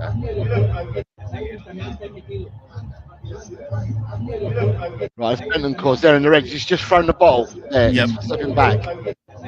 There he goes with the bottle. Just throw which will hit anybody. It could have hit a child. It could have hit anybody, and it did hit someone, unfortunately. But notice he's not in the fray defending anybody. He's just there, gaslighting, throwing stuff. I think what's his name? It's whilst Nunez was in the crowd. Yeah, Nunez was in the crowd. He could have hit Nunez. He's not aiming at anybody. I think he started while Nunez was in the crowd. But yeah, sorry, that's you can get. I mean, you do find that people, they go to court and they say different things. They say, "Oh, I just got caught up in the hysteria of the moment." It does happen to people. They join in for no particular reason. They just have a mental aberration and just join in or whatever. I'm not making excuses for him because I don't know the ins and outs. I don't know the player personally. I like him as a footballer, but I don't know him personally. But something should be done, and it should be more than fans. It should be more than a fine and a international ban. I would certainly want to see those involved have to undertake some form of therapy. Definitely. Yeah. In any sport, and they pay for it as well. In any sport, throwing bottles at other fans and stuff, it's dangerous. It shouldn't happen, especially not from the players. True. I can see it's not an excuse, but I could more likely see a drunk fan throwing stuff. But you would expect that the players who are very highly compensated should know better than to start throwing stuff at fans like that. Yeah. So we've got people that are saying, so Edem, good evening, good afternoon, or good morning to you, Edem. It says Nunes had 2 small kids in that section. I'd have done the same. Yeah. Paul G. So would said, I. So would I. We all would. We know all it's would. not right, but then you do it and damn the consequences, don't you? Because you're protecting your family. Then if you get the fine and all that, you don't agree with it because you think you've got mitigating circumstances, which a judge might take into consideration or not, and then you take it on the chin. I would take the fine if I was protecting my family. I wouldn't give a shit. Absolutely. I Absolutely. wouldn't give a shit. Paul, I'm That's still why- doing what I did, but it's not allowed. It's not civilized behaviour. So Oh, no. well, it's not allowed. So there's that. We'd all do it. We'd all do it and take. Oh fuck it! I don't give a shit about the fine. I was more worried about my family. That's why comparatively, I think that with Bentancur is worse because he wasn't up there defending anybody. He was just throwing stuff into the stands. Looking at that doesn't look good, does it? Doesn't. I think he was defending his mate from afar. He was. Yeah. He threw bottles. Very far. He threw bottles in the direction of the people that are attacking his teammate. Yeah. But whether people see that or not as right or wrong is 2 different things. So, but yeah, that's what we have to contend with. That's what's been happening. They're just going to up the security in American stadiums. Up more stewards. I think it was ignorance because when it comes to like NFL football, there's we know certain teams are rowdy with one another. They're who the rivals are.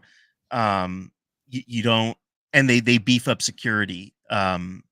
But I think there was an ignorance in for soccer or football. And I think that was. It's not an excuse. The ignorance isn't an excuse that they should be preaching. It's trying to defend themselves with. They should have known if they were going to host the game, they should be doing their due diligence. Which I mean, do you know the other thing, the racist remark to Son, right? Sorry, can we come back? Can we come back to the racist remark in a minute? I just want to catch up with the chat, Adrian. Okay, Sorry, mate. It says Paul G says I haven't seen any Bentancur footage. Was it that bad? Did he fight with the fans? Paul, I've just showed you what I can find. There's loads of different footage on X.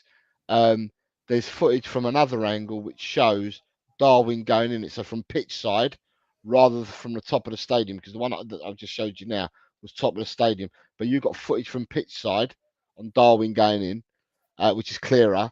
And you also got pictures from pitch side where you've got him running with a chair and going to lob it into the crowd, but he's at the hoardings. So he's not actually got them, which is still intent in my eyes. But there's quite a bit. You'll have to look. If you look on X, you'll see quite a bit on there. I'm sure that if you were to go onto YouTube as well and type it in, I'm sure you'll find it on YouTube as well. But I only showed what I could find, short pieces that I could find when I'm showing it. A lot went on, to say the least. A lot did go on yesterday. And even so, with what went on, I think they scored in the 39th minute, Colombia, through Jefferson Lerma. They then had the Munoz, the Crystal Palace fullback, was sent off in the 45th minute. And the whole of the second half, Colombia played with 10 men. And they've knocked out Uruguay, one of the favourites. Yes, Bentancur went off in the 34th minute. If you see the tackle was his own player. They went to tackle an opponent player, and it was his own player that tackled him. The number 16 tackled Lolo. Don't know how bad the injury is anyway. Nothing's come out yet on the injury, but how bad it is. Daniel Coy says the Sun stuff, and then he's horrible for the PR of the football club. I know you rate him, Jose. He's putting a bad name on the football club. He's embarrassing us. I've not said anything. I've not made a comment at the moment at all. I'm just feeling, and my feelings are, right, this can go one or two ways. It can go heavy duty fine, which people will just pay, or they will throw the book at these two players. And people have started commenting on how long they think they're going to get. And I tell you what, I could see some of these things happening if they go down that route. The racist remark. Do you guys know who picked up on this story? Because I should imagine with the culture in South America, if people make those sort of off-the-cuff remarks, which it wasn't like a deliberate attack. Let's go to that in a second, because I'm still catching up with the chat. Hold on. So Edem says, how did a glass bottle get on the pitch? It was thrown from the stands and he threw it back at them. Just Harmless Potato says, how do you define family? There were no kids to be seen. To me, they made that up. There were police officers in the block. Nunes went there for a fight, not to protect his relatives.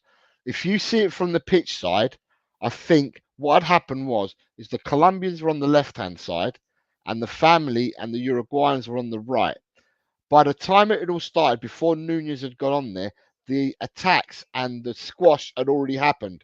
When Nunes then got there, there was a parting of the waves type thing where they tried to push the Colombians back, and then he's gone up. So his family would have been to the right of him when he's gone into the stands. Yeah, That's if you see the full That's if you see the full picture of it. Just it's really hard to see. It's because it's such a kerfuffle. It's so hard to tell what's going on. You know, who's there, what's going on. And then you've got Edem says Valverde had a toddler in the crowd. Ilmatic says Lolo hit his own staff with the bottle and hurt them. Idiot move. Yeah, he did. Daniel is saying, Adrian, that what he won't get kicked out for this club. So what do you reckon? The Sun stuff, and then that is not horrible PR for the football club. Be real. No, true, Daniel. We'll come to it. I just want to catch up with the chat, make sure we've caught up with the chat, and then we can carry on with this. He's becoming a liability. I'm sorry, it's facts. Chris Lonnie says, just remembered Bentancur kicking off after subbed against City. Steve D says, it was a stupid comment, ill-advised, yes, but was meant to be tongue-in-cheek. I'm not excusing it, but we're going too far. It wasn't meant to be a racist remark. It was just really dumb. Come on. Audio is saying, remember when Jeff Hurst said the N-word live on TV, sat next to Garth Crooks? No, I don't, but that's just madness. Nita, to be honest, they don't care in them countries. I have read a lot about the culture. There is a lot of disrespect to the next countries, and it is real. Daniel Sandoval says, Buenos dias, la familia, or días, but I know what he meant, días, la familia. Buenos dias, Daniel Sandoval. Colin Blackshaw, end of the day, footballers are human. If someone had a go at Darwin's family, he will defend them as we all would.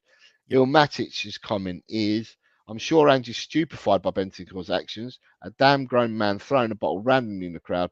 Loved Lolo, but grow up, man, be better. Inner Hype says it will be a 6-month ban. Someone called Eltel Cockrell is saying, people, can we match the likes to the numbers that are viewing? It all helps and it's appreciated. Just a Harmless Potato says, I believe it will be even longer ban, like 1 year or even more.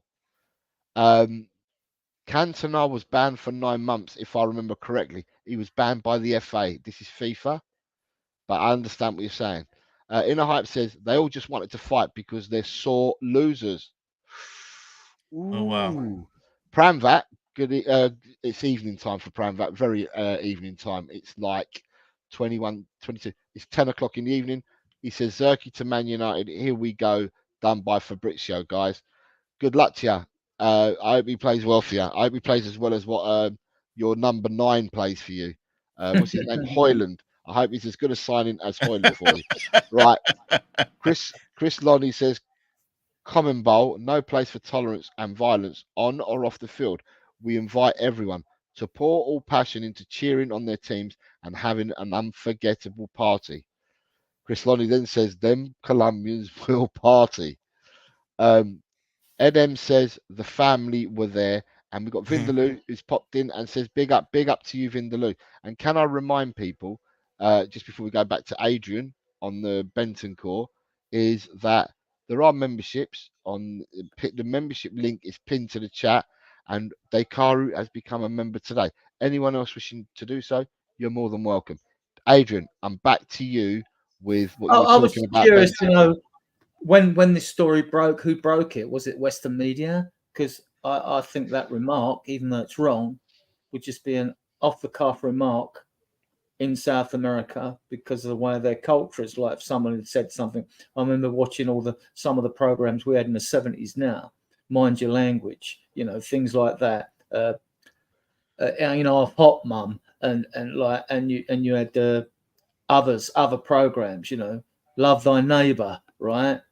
And these programs would be banned now, so you unless you're doing a satire. Even if you look at early Fools and Horses, it had cut cutthroat remarks there as well. Yeah, I mean, very early Fools and Horses. Yeah, and then you get the opposite of that, where you have something where it's just a satire or a parody of like what a bigot is, and that's why you get away with a character like Alf Garnett, whereas you wouldn't get away with the other programs, because that was, I mean, you couldn't have more left-wing writers than Johnny Spate and things like that for a show like that. So that was different. Everyone sort of accepted that for that, but I don't know what TV's like in different states in America now or in South, but it all plays a part, you know, it all drives culture, doesn't it? Mm-hmm. Yeah, I'm looking to see who did it. I guess that they say that there was a discrimination charity called Kick It Out had received a number of complaints after what he said, and then they notified the Premier League club Tottenham. I think it came from Asian sources, to be honest with you. Yeah, it was with Asian sources. It was Asian sources that made it. Now, I'm not going to say to you 100% that I know what happened, the ins and outs, but I think he said something along the lines that they all look the same. Something like that he said. It was something along them lines, that they all look the same. And, yeah, a few people have complained to the powers that be, and that's how it's been raised.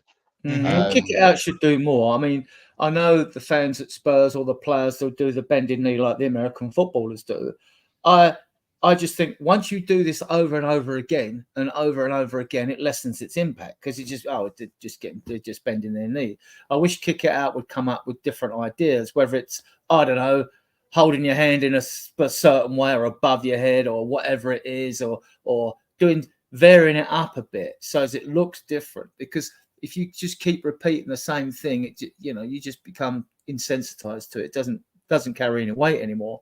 I don't know if they've got intentions of changing anything in America. Do they still do that bended knee before each football game or hockey or ice hockey or whatever is out there? I mean, I don't know. I think we'll see this season. It hasn't started yet, but we'll see what they do this season. I think last season, I don't remember. Not all sports do it. Like, hockey's not doing it. I don't think baseball does it. I don't think basketball does it. I don't recall rugby doing it over here, but football were doing it. Football were doing it for a while, every game, and then it went to every other game, and then it went up. Well, what would spice it up a bit is if each sport did a different thing, because then it would be a fresher statement. Yeah, they could do that. Definitely. So, with that being said, Ilmatic is saying, because I've got one more thing to talk about, and says Ilmatic says better than Bentancur won't be part of the Japan and South Korea pre-season. Heard the locals were looking into organising a protest if Lolo came to the countries to play. And Dekaru says our biggest sporting rivals, the Kiwis in the Bledsoe Cup in rugby, or the Poms with the Ashes. Half the fun is the mixing of the crowds, the friendly banter. I don't understand crowd violence. Can you not envisage what I envisaged straight away on them comments about Japan, the games in Japan? And so Anita's saying he said it, and that's what he meant. Ignorance still exists. Fine. I don't know his state of mind, so I don't know. I could see Bentancur still being on holiday by the time these games are played in Korea and Japan now after this tournament.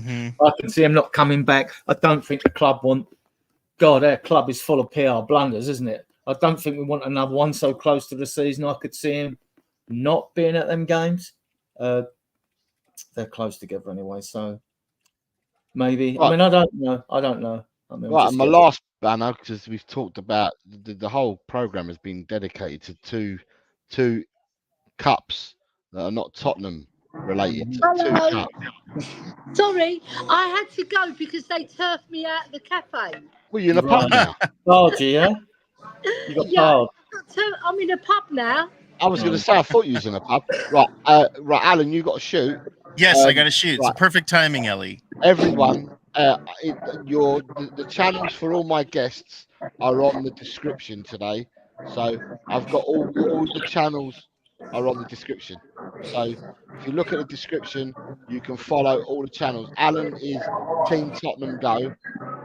So yeah, please go and subscribe over to Alan and to Spurs Diehards TTID. Excellent. I've got Guinness. Great to see you, Jose. Great to see you, Adrian. Great to see you, Ellie. See you, Thanks, Alan. Alan. Where are you? Are you in the Railway Inn? No, I'm in. I don't know. What's this pub called? I don't know. I just walked in. There's one round the corner of your house called the Railway Inn, isn't there? Oh, no, it's not on my road.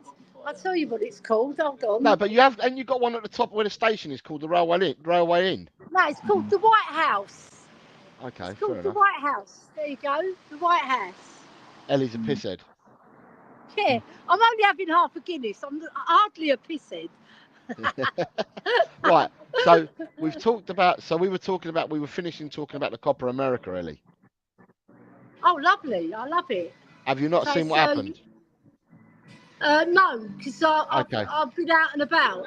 Okay, so there was a semi-final last night, Uruguay-Colombia. Yeah.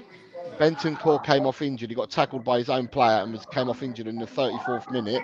Oh, my God. Colombia scored in the 39th minute. Yeah. And then the Crystal Palace fullback Munoz was sent off in the half-time. Yeah. And Colombia went on to win the game 1-0. Oh, no. Poor Bentancur. After the game, Nunez went into the stands and fought with the Colombians. Oh, my God. Bentancur went and threw bottles at the Colombian crowd. Bentancur? Yeah. Oh, my God. Because they were saying that the Colombians attacked. There's no segregation, no police. Colombians attacked where the Uruguayan families were. Oh, my God. Right, so it's all kicked off. And it's all over. You'll see it all over X. There's loads of. Did they cancel the result or did they keep the result? No, the result's been kept because it was Colombia that won. And we're now saying that we think FIFA are going to throw the book at Nunez and Bentancur. Oh no, he's going to get what we fined. believe. Is he going to be put in jail? Well, Alan, obviously, because the game happened in America, Alan was telling us about American law and what can happen and what his thoughts were. And his thoughts were, that even though that Nunez went into the crowd and started throwing punches, he felt that the actions of Bentancur throwing glass bottles at the crowd was worse. I know. Well, glass bottles, that could injure really badly. Yeah. I know a thumb can as well, but glass, if it breaks and scars people. Why did he do that? Because the families were being attacked, apparently. But we don't know. But it's all over X. If you want to see any footage, it's all over X. Did his family get attacked? What they're saying is that the Uruguayan families were attacked by the Colombian fans because there was no segregation. Oh my God, that's so bad. So we don't know what's going to happen. But I didn't know. Yeah. I didn't know because yesterday I was watching the England game, so I was engrossed in that, and I've had so many personal things to sort out, and my health as well. Because I've been going doctors, hospital. That's why you haven't seen a lot of me, because I've been not that well. But I'm not good now, but I'm having a Guinness, so there you go. It's a really nice one as well. Fantastic. I hope you enjoy it. Right. Yeah. So the last thing I was going to talk about, because I only had 3 pointers today. The last thing was Emerson Royale, good guy. Emerson Royale, bye-bye. Nice no, one. Is he a good guy? Is he a good guy? So he is a good guy. Yeah, he is a good guy. This is what I'm saying, right? I'm going to share, right? So Emerson Royale, this is what he has said. Right, if you can see that, he says, Emerson Royale says he will miss Spurs forward Richarlison if he leaves Tottenham. His quotes are, I want to play on a regular basis. I don't want to sit on the bench. He plays FIFA with him, and he plays pool with him, plays basketball with him, everything with him. Yeah, he says, I want to play on a regular basis. I don't want to sit on the bench. I've always been professional, but I told the coach at Spurs that I want to play. Otherwise, I'll have to look at other options. The pigeon is very special. He's a very good kid with a huge heart. In the last year, we got close. He had problems. He isolated himself from everyone. He didn't want to talk to anyone. I was one of the people who managed to help him. I did psychological follow-up, and it helped me a lot. I've improved as a person. I told him about the experience and told him that to try the same. We had lunch and dinner together. I took him out of the house. Being alone in this situation is very bad. It's clear that someone else now. It's clear that he's someone else now. It's a huge happiness to see the pigeon like he is today. So, what I'm saying to people is, he's done really well by Richarlison. What are your thoughts, Adrian? Yeah, I mean, like he's a good friend. He's a good friend to Richie, isn't he? Obviously, to put himself out, that shows compassion. It's always good when people have got compassion. They're usually good people. But I mean, I judge people similarly as well. I find that people like animals usually good people because if you can look after a pet, it's usually a good judge. It's not always. You do get some horrible people that are cruel to animals, but I mean, like, yeah. No, he sounds like a good person to me. He doesn't exactly sound as though he wants to go if he gets game time. I mean, he's a good defender, but not in our system. And now that Gray's here, Gray may be the double up for Porro because it's a bit of a hybrid position as he can play midfield and fullback. But who we bring in the transfer window will determine where Archie Gray's going to play. Especially if you bring in another midfielder or two or whatever, like so. But back to Emerson, because that was the question. Yeah, good guy, definitely good guy. Yeah, it's interesting to see his quotes. You're quite right. A lot of people will turn around and say that Emerson is a good fullback, just doesn't fit the systems that we play, and hence why Tottenham are looking to move him along. Mm-hmm. So the thing is that with these comments, you're letting go. He's a big personality in the dressing room. People like him, people get on with him, and he's done really, really well with Emerson, with Richarlison, which is quite interesting because obviously before they met at Tottenham, they didn't know each other. Yeah. So he's done. I'm just saying he's a good guy for what he's done. We're going to see the back of him because according to, let me go back and have a look at that thing. According to what people are saying, they're very close on him leaving the club. I think they were 5 million apart on one of those. There it is. If it's true. Yeah, they're saying that AC Milan keep working with the confidence. This is Fabrizio Romano. AC Milan keep working with the confidence on a deal to sign Emerson Royale. No agreement on the fees yet, as the request remains over 20 million with Spurs. AC Milan's initial proposal was lower than 15. The next one expected to be higher and get closer. 5-year contract has been agreed already. I don't know. Is Ellie? We'll bring Ellie in because Ellie was noisy, but she's not noisy anymore. I've come into the beer garden and I'm the only one in here. It's empty. Yeah. Yeah. There's a bit noisy in the pub, so I didn't want to disturb your stream. That's all right. Fair enough. So so Emerson, we're just saying that he's a good guy. He's good around the club. People like him in the dressing room. He's a likable guy. Just doesn't fit the way that we play. Yeah, I get that. I get that in terms of the passing, like because he does move the ball quickly, but he doesn't move it accurately. Right? Not enough times to warrant a place in the starting 11 anyway. And he soon fell out of favour with Postecoglou. He played a bit part because they're better players, and I feel sorry for him in a way. But, we can't be sentimental because we've been sentimental in the past. And look where it's got us. 1 cup in 24 years. We've got to move on for players that don't fit the system. Like my Højbjerg, he doesn't fit it.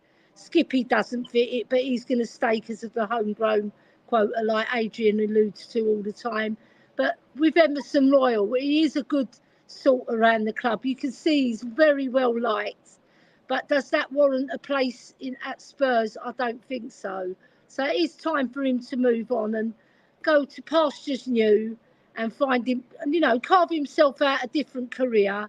And he'll be liked wherever he goes because he's a lovely lad, and he's full of joy. Always got a smile on his face. You wanted him to be good, didn't we? We wanted him to be that player that we thought he might become, but he hasn't quite made the grade. So So I'm just looking at news at the moment. So I've got something on the screen there that was released 10 minutes ago from Alistair Gold via Football London. That says Tottenham Hotspur have received further approvals required to continue the construction of the 30-story hotel that will stand alongside their stadium. Yeah. So that's great news. No signings, but we've signed a deal for a 30-story hotel. Yeah. I wonder if there's any trophies in there. Yeah, hidden. This has come out from Record Sport. Says Crystal Palace, not Tottenham Hotspur, are showing interest in bringing Marcus Edwards back to the Premier League. Sporting value Edwards at £15 million, with Spurs 35% sell-on cut. The player could be bought for a fee of in the region of 9.75 million. Not bad. So Not bad for an Enfield lad. So Tottenham would get the rest. Tottenham would get the 5.25 million. Yeah. And Cheap, in my opinion. He's a good player. He's decent. He would suit his system because he can move the ball quickly and accurately, and his vision is pretty good, and he's very fast, like tricky player. He would suit the system, but whether he would be the physical side of things might be more difficult for him because he's only a slight lad. But it makes sense with Elise going to Bayern Munich, doesn't it? Yeah. I mean, but they've already signed. They've already signed the other fella. But they've already signed the Japanese fella, haven't they, on a free? Yeah. But you know what? Dario Taka or something. The guy that they signed who played for Rangnick before. Oh, not for Rangnick. Who played for the Crystal Palace manager before. They signed him from an Italian club. Is it Glasner? Yeah, he played for Glasner before. The Japanese player, winger, and they've bought him to the club. I don't know his name. They've got him on a free, and I can't remember the guy's name. But they've bought him on a free already. I know you're thinking of, but I can't think of his name. Well, Edwards can play as the 10 as well as on the wing, so if Eze was going, he would fit in there. Yeah, he'd be a good squad player, right? Because he might not make the starting 11, but for a squad player, I think he's quite a good. He's a very good technical footballer, and he was likened to Messi early doors, wasn't he? I know sometimes Spurs fans and Spurs backroom staff, the coaching staff, they do hype up a bit. But I've seen him. It's Kamada. Kamada, that's it. Kamada, yeah. I've watched Marcus Evans play from when he was a young lad, right? And you could see that he was going to make the grade. But he fell out of favour because he was a bit of a party boy, so they say. And he wasn't so focused. Because you know what? A lot of youngsters are falling by the wayside in football. And the ones that do make it, like Saka, for example, he's so focused. I wish Marcus Edwards could have been more like Saka because he's a similar type player. Yeah, he's just got as much skill as Saka and he's technically really good, but he just hasn't got that focus early doors. Maybe he's got it now. We'll see. If he's going to go to Palace, we're going to soon find out, aren't we, lads? Yeah. So you've got people here. Vindaloo saying, "Go on, Ellie, have a pint." Yeah, I am. Well, it's half a pint. I'm being ladylike. Just a harmless potato says, "Big up, Queen Ellie." Shemtam is saying, "Queen Ellie, grab the pool table, rack them up, and I'll be right over. You break." Yes. Yeah, there's a tall black lady on the pool table. She's wiping the floor with all the men at the moment. You got Daikaru saying Ellie's going to need the second half of that Guinness. I might go for another one. Vindaloo saying, "Get some iron in ya." Yeah. Nita is saying, "Hi Ellie, enjoy your drink." Thank you, Nita. Beyond 72 says, "I've got an ex-feral cut. Does that count?" Malaga Jose, I read this today. Cancelo is available at 20 million euros. Wow. Let's snap him up. Adrian, would Cancelo fit the inverted fullback system? Me think so. I do as well. I mean, 20 million euros? I think that's, yeah. Yeah, we don't. Brilliant. I mean, all these stories.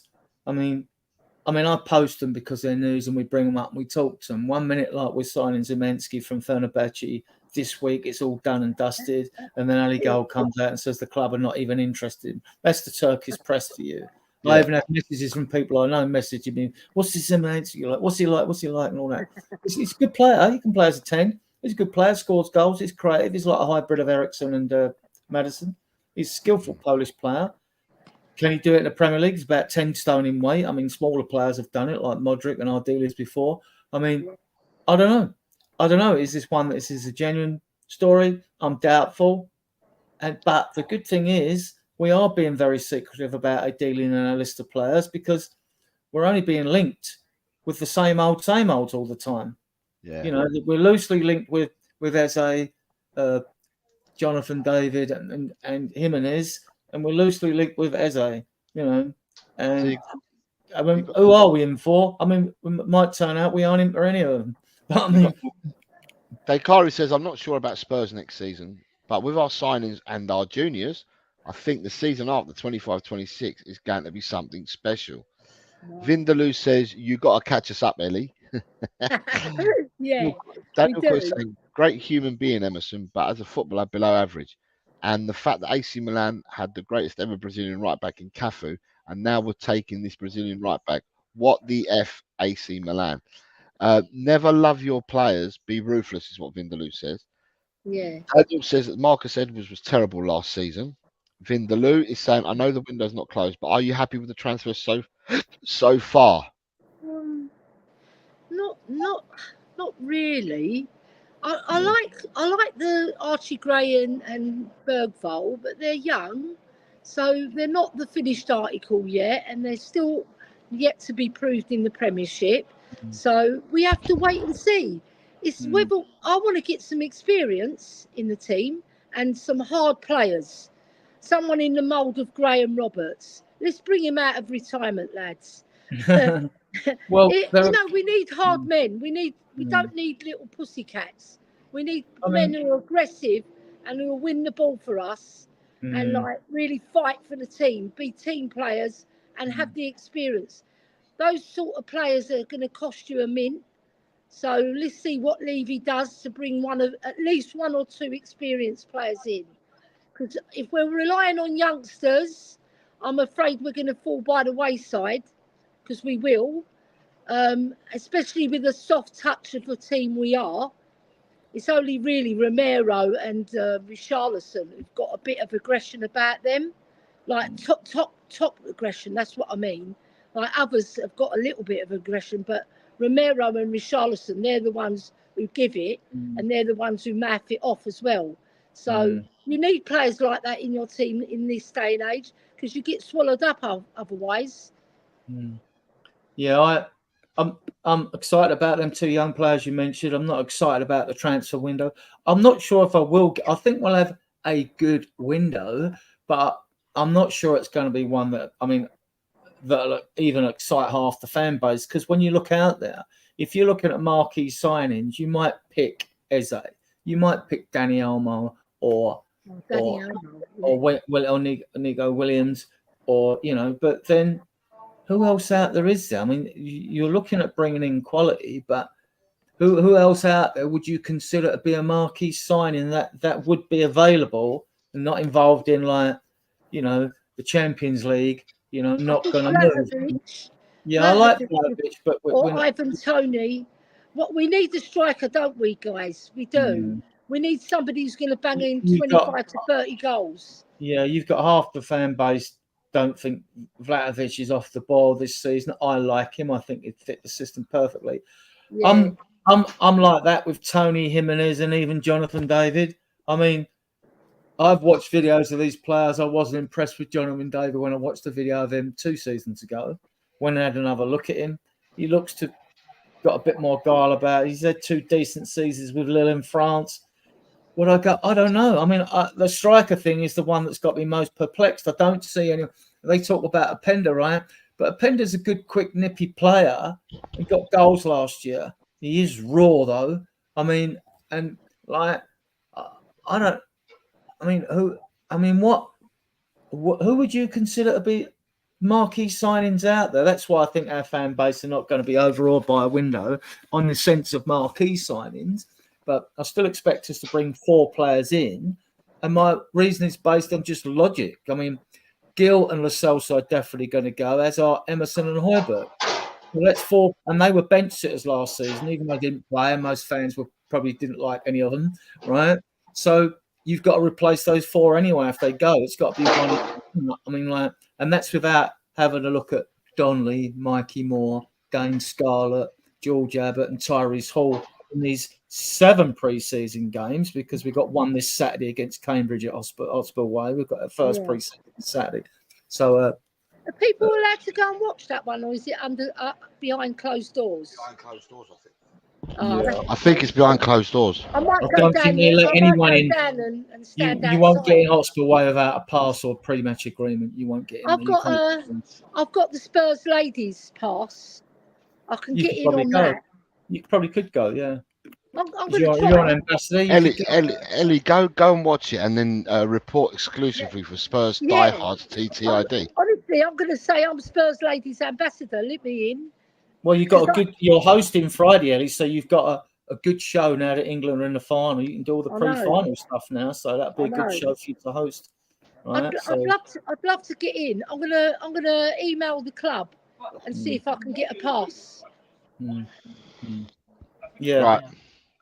So Daniel Coyes is saying, did any of you actually watch Edwards last season? He was crap. Ilmatic says He wasn't crap for the whole of the season though, because I saw quite a lot of him, and because he's an Enfield lad, so I'm interested in him anyway. And I used to work with his sister, by the way. That I'm dropping names. She lived a stone's throw away from my mum's home. So yeah, do you know what? I don't think he was pants the whole of the season, because Sporting Lisbon, they won the league, didn't they? They couldn't have been that. No, what I saw of him, he was quite decent, but not the whole of the season. There was games where he went missing, but I thought he had a pretty decent season. You know, it wasn't spectacular, but that's Marcus Edwards for you, though. He goes up and down in form. He's not consistent enough. Right, Ilmatic says, heard Spurs are showing interest in Francisco Conceição, the winger of Portugal and Porto. Not sure how valid it is. Smithy says, Ellie, where's my cider? You know what I mean, Smithy son. Don't worry. I'll go down the Antwerp Arms after the Spurs game. If you go down Tottenham, I'll meet you there. Right, you've got Vindaloo saying, just media rubbish. Drew Lala is here saying, hi, Jose, Adrian, my beautiful auntie, and the chat. David Clark says, I'd rather take a bag of King Edwards. And Dekaru says, signing so far, the future looks good, but we ain't giving Ange anyone for now. So as is, I can't see us able to compete for any more than last season, and we were outperformed last season. David Clark is saying 2 things. Says Tony has got more baggage than Heathrow Airport, and then says the only marquee signings Levy will buy are from Madame Tussauds. I've got a question here, so what I'll do is I'll read the chat and then I'll go to the question. Vindaloo says, Ellie, what I have been told, your favourites for Eze, but you got to be quick in case others miss their targets. Levy needs to move quick and not dwell on the structure of a deal. Yeah. The question is coming in from audio. He says, with Bentancur's possible ban, does that mean more game time for Gray, Bergvall, and or Skip, or do we bring someone in? And I'll throw that to Adrian. Well, you've had all these rumours. I get the rumours and why. We took Johan Lang as director of football at Villa. We took Milo Jedinek, who was also in charge of loans and a scout at Villa. And we took Frederick Leff from Villa. And those that probably haven't heard of Frederick Leff, he's in charge of strategy. So with 3 of them Villa, they'll know the Villa squad like the back of their hand. So I get the interest in Ramsey. I haven't really looked at Ramsey too much. I'm starting to wait a bit now before I post videos because I've watched so many since the season closed. I'm forgetting what players are like, right? But I'll post them up if we get a bit more gravitas to some of these targets. At the moment, until you hear the player has agreed terms, or even more than that, it's like the club are talking to the other club, then you know it's a concrete interest right there. I'm sure the group, the team have got 4 or 5 players probably in every position they want. I think they're looking at a striker, a midfielder, one midfielder immediately, and I don't think it's urgent. Maybe a right back as well. Possibly that will tell us what they intend to do with Gray if we bring a right back in, and maybe a sort of another number 10-ish sort of left-sided, like it may be in Eze. So I think that's 4. I don't think there's urgency for a centre back. If you're going Saturday, Ellie, I would have thought our back 4 will consist of Davies and Ashley Phillips, as all our centre backs away. They're all away, unless so Romero's away. Oh no, VDV he won't be coming back to play, that's for sure. And so I think they'll give him a break, won't they? Yeah, he'd probably get 2 weeks off. So 3 weeks. They're entitled to 3 weeks. Are they? Right. Okay. Well, I didn't know that was 3. So they'll probably play at centre back, and but the Ramsey one, it keeps cropping up again. I mean, but the question is with Bentancur's possible loan, does this mean more game time for Gray, Bergvall, and Skip, or are we bringing someone in? Yeah, I think that's why I mentioned Ramsey. I still think we're interested in bringing in. So with Bentancur's possible ban, you think that they'll bring in a player to replace Bentancur if he gets banned, or are you talking about even in general? I think we were bringing a midfield in before this even happened. Okay. So if you include, all depends how you class or define Eze. I think we're still in for Eze, still in for a midfielder, like I say. Then we're definitely looking for a striker, right? Unless I'd like to see Eloy Velez given time. It looks like Parrott's trained on his own, so been training on his own, which is strange. So maybe he's going to AZ Alkmaar. Maybe those rumours are true, or he's going out of Holland, being sold for a few mil. It's all up in the air, Jose, isn't it? We don't know. Yeah. And what do you think, Ellie? What's your remarks on this? It's a tough one, isn't it? Because at the end of the day, we got to watch what Levy does as well, because he's always meddling. He's never not going to meddle, and if we're going to get Eze, I think we do have to move quickly, and it'll be fantastic if we get him because he's class. You're talking about Eze, yeah, coming to the club, yeah. I think if Levy cocks this one up, I think he's going to be going down the club supporters very bad. He's already in our bad books, a lot of us. I know some people like him because he makes money for the club, but if you're going to make money for the club, then buy class players, and Eze fits that bill. So I just hope that he doesn't meddle and he makes a cock up of it like he's done in the past, and we get our man, because Eze, I watched him at QPR. Like I said, everybody knows my husband supports QPR.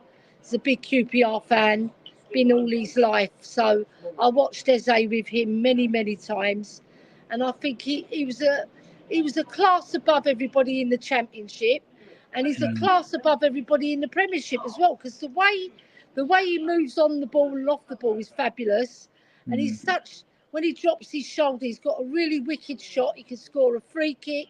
He's a very intelligent footballer. So I just hope that we don't mess this one up, and we get first dibs on him, because we've wanted him for a while. And when we saw him all dressed up to the nines in our lounge, having a good old chinwag with all our players, and then Maddison having a little word in his ear, you think that he's coming. But let's get the deal done, because it's like dragging on now. Yeah, I don't think.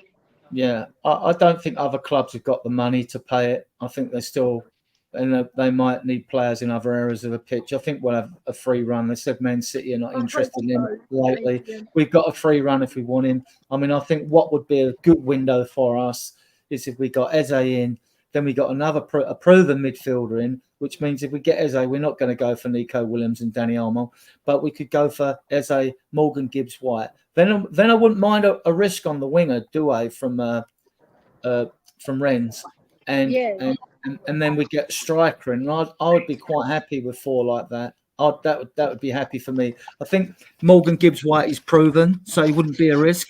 Eze's proven, he wouldn't be a risk.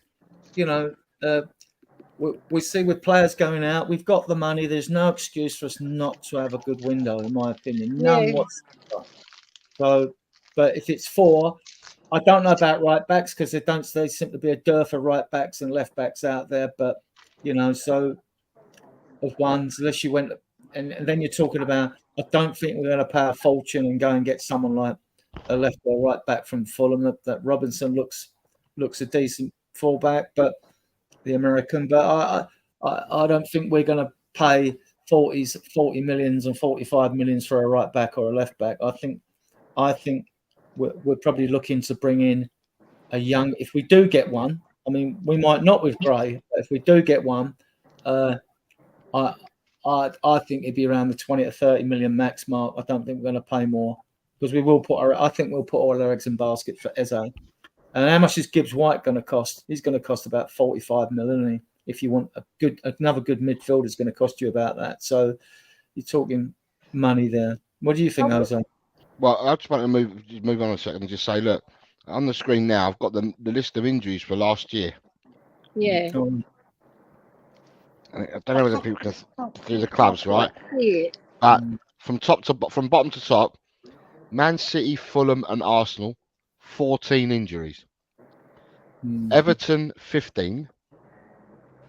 Wolves and Burnley, 16. West Ham and Sheffield, 17.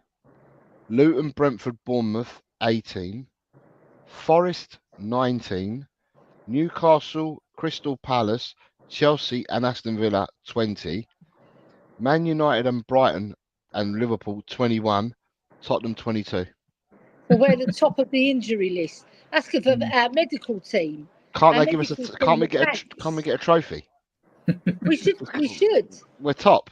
Well, it's interesting as well. I mean, like, because I remember just going back when Poch was at Southampton, he introduced the high press, and Southampton came out the traps flying. They got about Christmas time, started picking up injuries, and fell away.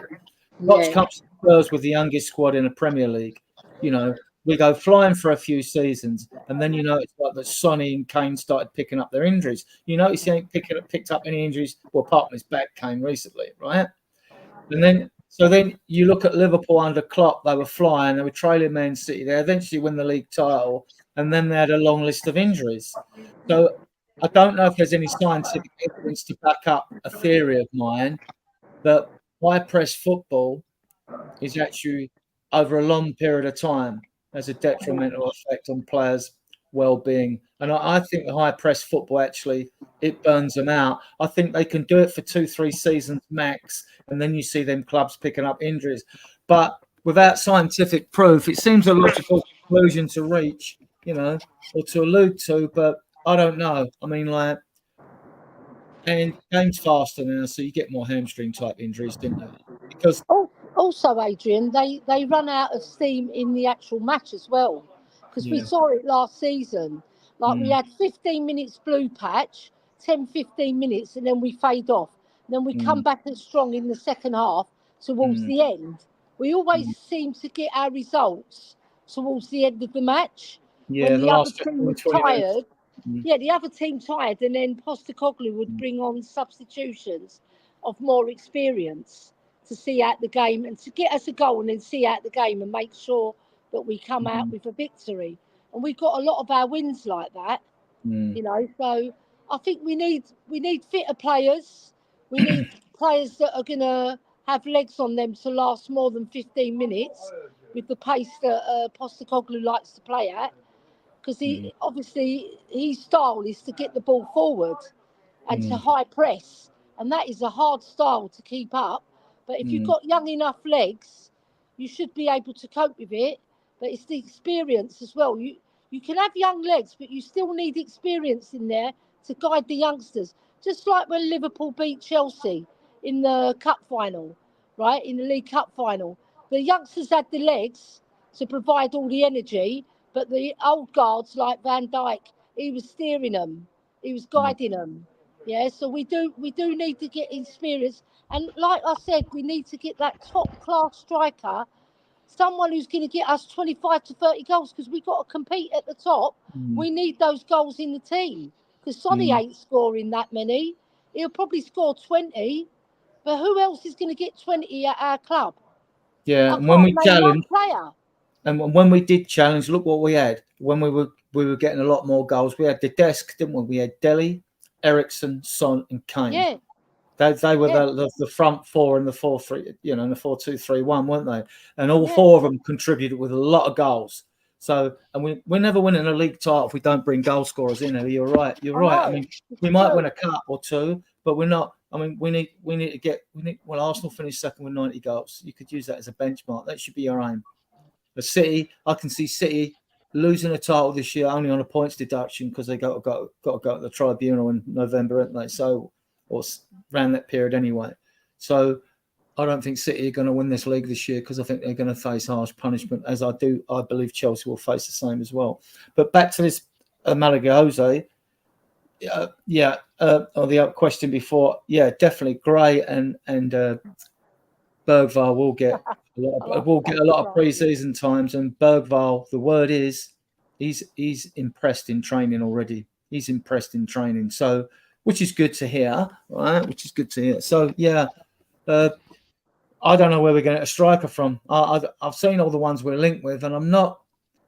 The only one I really like is Vlahovic, and we ain't getting him because I thought it was a lot cheaper than he was, but I think he cost Juventus about £67 million in the end, about 80 million euros or something like that. So we could afford him, but I don't see us getting him and Eze.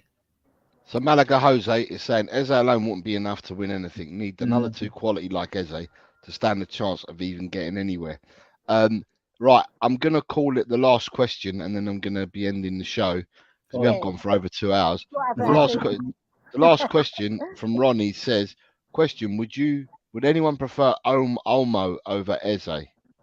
No, because Eze's proven in the Premier League to start with. Olmo's had a fantastic tournament, hasn't he? But no. They're different players. Yeah. I'd have them both. I'm greedy. But I don't know, because Olmo is he's so agile and he's so quick and he's got an eye for goal. But like you said, he's one of my favourites because he reminds me a bit like Modric, but bigger.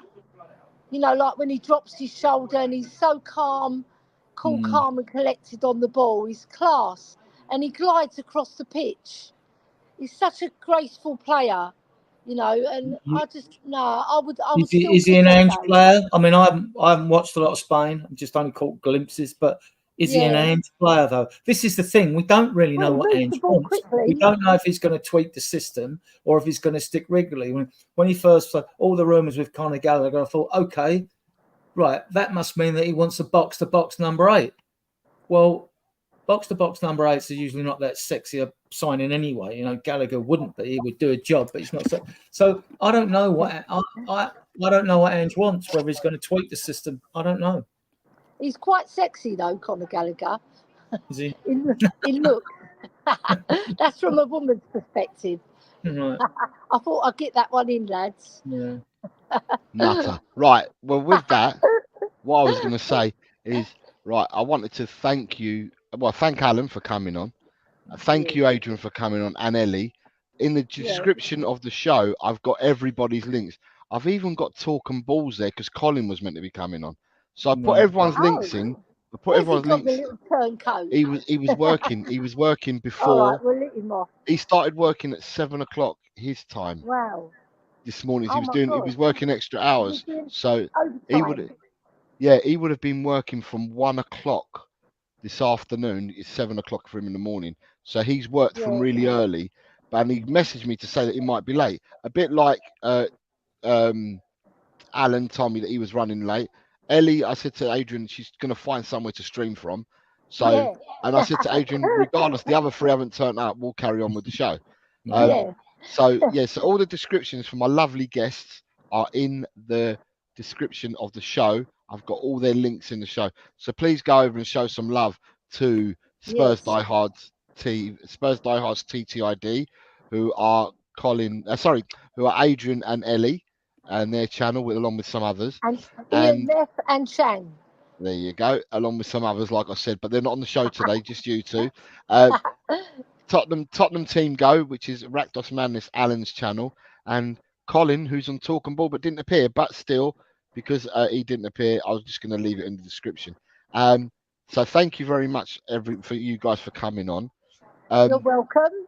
It's a I'd pleasure. like to also thank Dekaru for becoming a member today, which is much appreciated, Dekaru.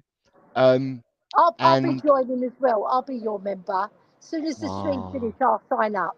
How sweet of you, Ellie. All right, I've got to do it for my Jose. Right, Ellie, tomorrow, is it right that you're doing a show tomorrow evening, Ellie? Yeah, we're doing the show. I'm hosting, and I'm looking forward to it. It'll be fantastic. We're getting there. I think we've got over 630 subscribers now. What time are you going on, Ellie, tomorrow? So people 8 know. o'clock. 8 p.m. So tomorrow, Yeah. 8 p.m. Spurs Diehards, Spurs Diehards TTID, and it will be Ellie hosting tomorrow night. Yeah, I'm going to keep a check on my boys.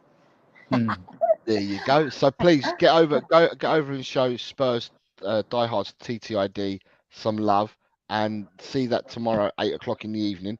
That's the time I play football, as you well know, on a Friday, so I won't be around.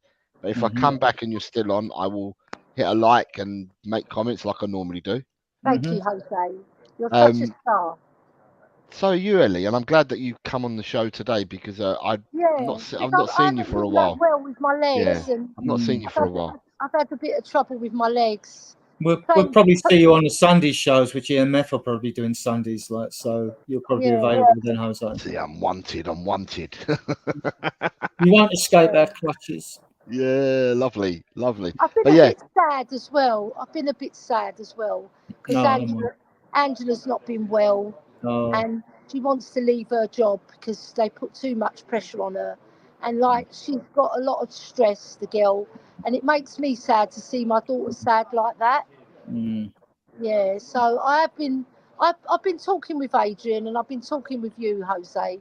Maybe not as much in the last week, but we always talk, don't we? Yeah, but I think that what I would say to you, Ellie, is I know that you do so much for everybody, and listen, let's look nearer to home. You do everything for your family. You're a great mother. You do and wife. You do everything for your family. But the one piece of advice I'll always give you is that if you're not functioning, then they're not functioning. So really, you should be concentrating on yourself 110 over your daughter, your husband, and everyone. Because if you don't function, they don't function. Adrian's been such a star as well, because he's been helping me, giving me good health tips, and I am on the mend. It takes time because my legs have been bad for quite a number of years now, and I don't complain about it most times. I'll just get on with things. And like you said, I have to be strong for everybody. But sometimes I'll get knockbacks, and I have to ride with the knockbacks. But I will come back. Like tomorrow when I host, it'll be such a pleasure to host at Spurs Diehards, because we're 4 people. We don't always stream together because of time differences and that. But Chang's going to do some shows as well, and it'll be more prevalent on the channel. And hopefully we can get Ash as well, because I love Ash, and I want to do things on your show as well. Because you won't be nicking Ash off me. No, we're not going to nick her off you, but it'd be lovely to have her as a guest. Yeah. And we have such a good connection, Ash and I, and we talk as well. You talking about Ash from India? Yeah. Yeah. She's a mod in our channel. The time, that's all. I always check what time it is in India before I make that phone call. 4.5 hours.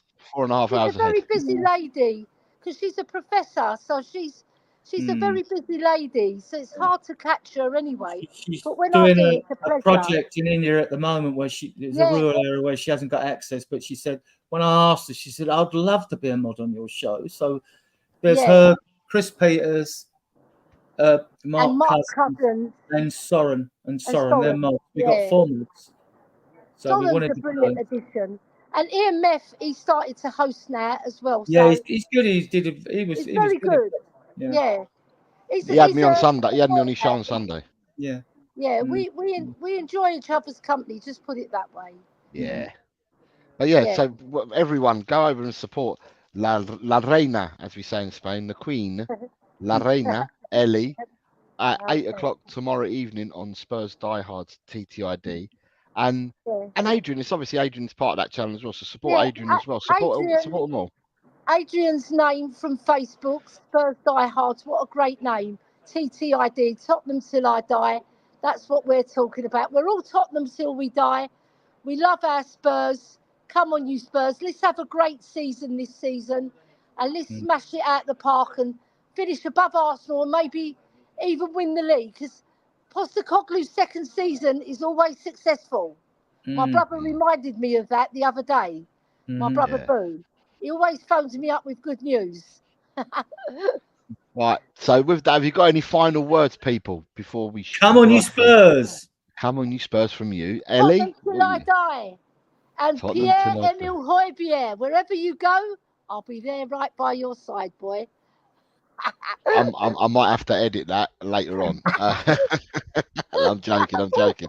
And for me, it's I thank everyone so much, and all the people in the chat as well. And I will say, in Ange we trust. Yes, come on, Ange Postecoglou. He's another great Greek. Yeah. Have a great Thursday, everyone, and thanks for coming on the show today, everyone.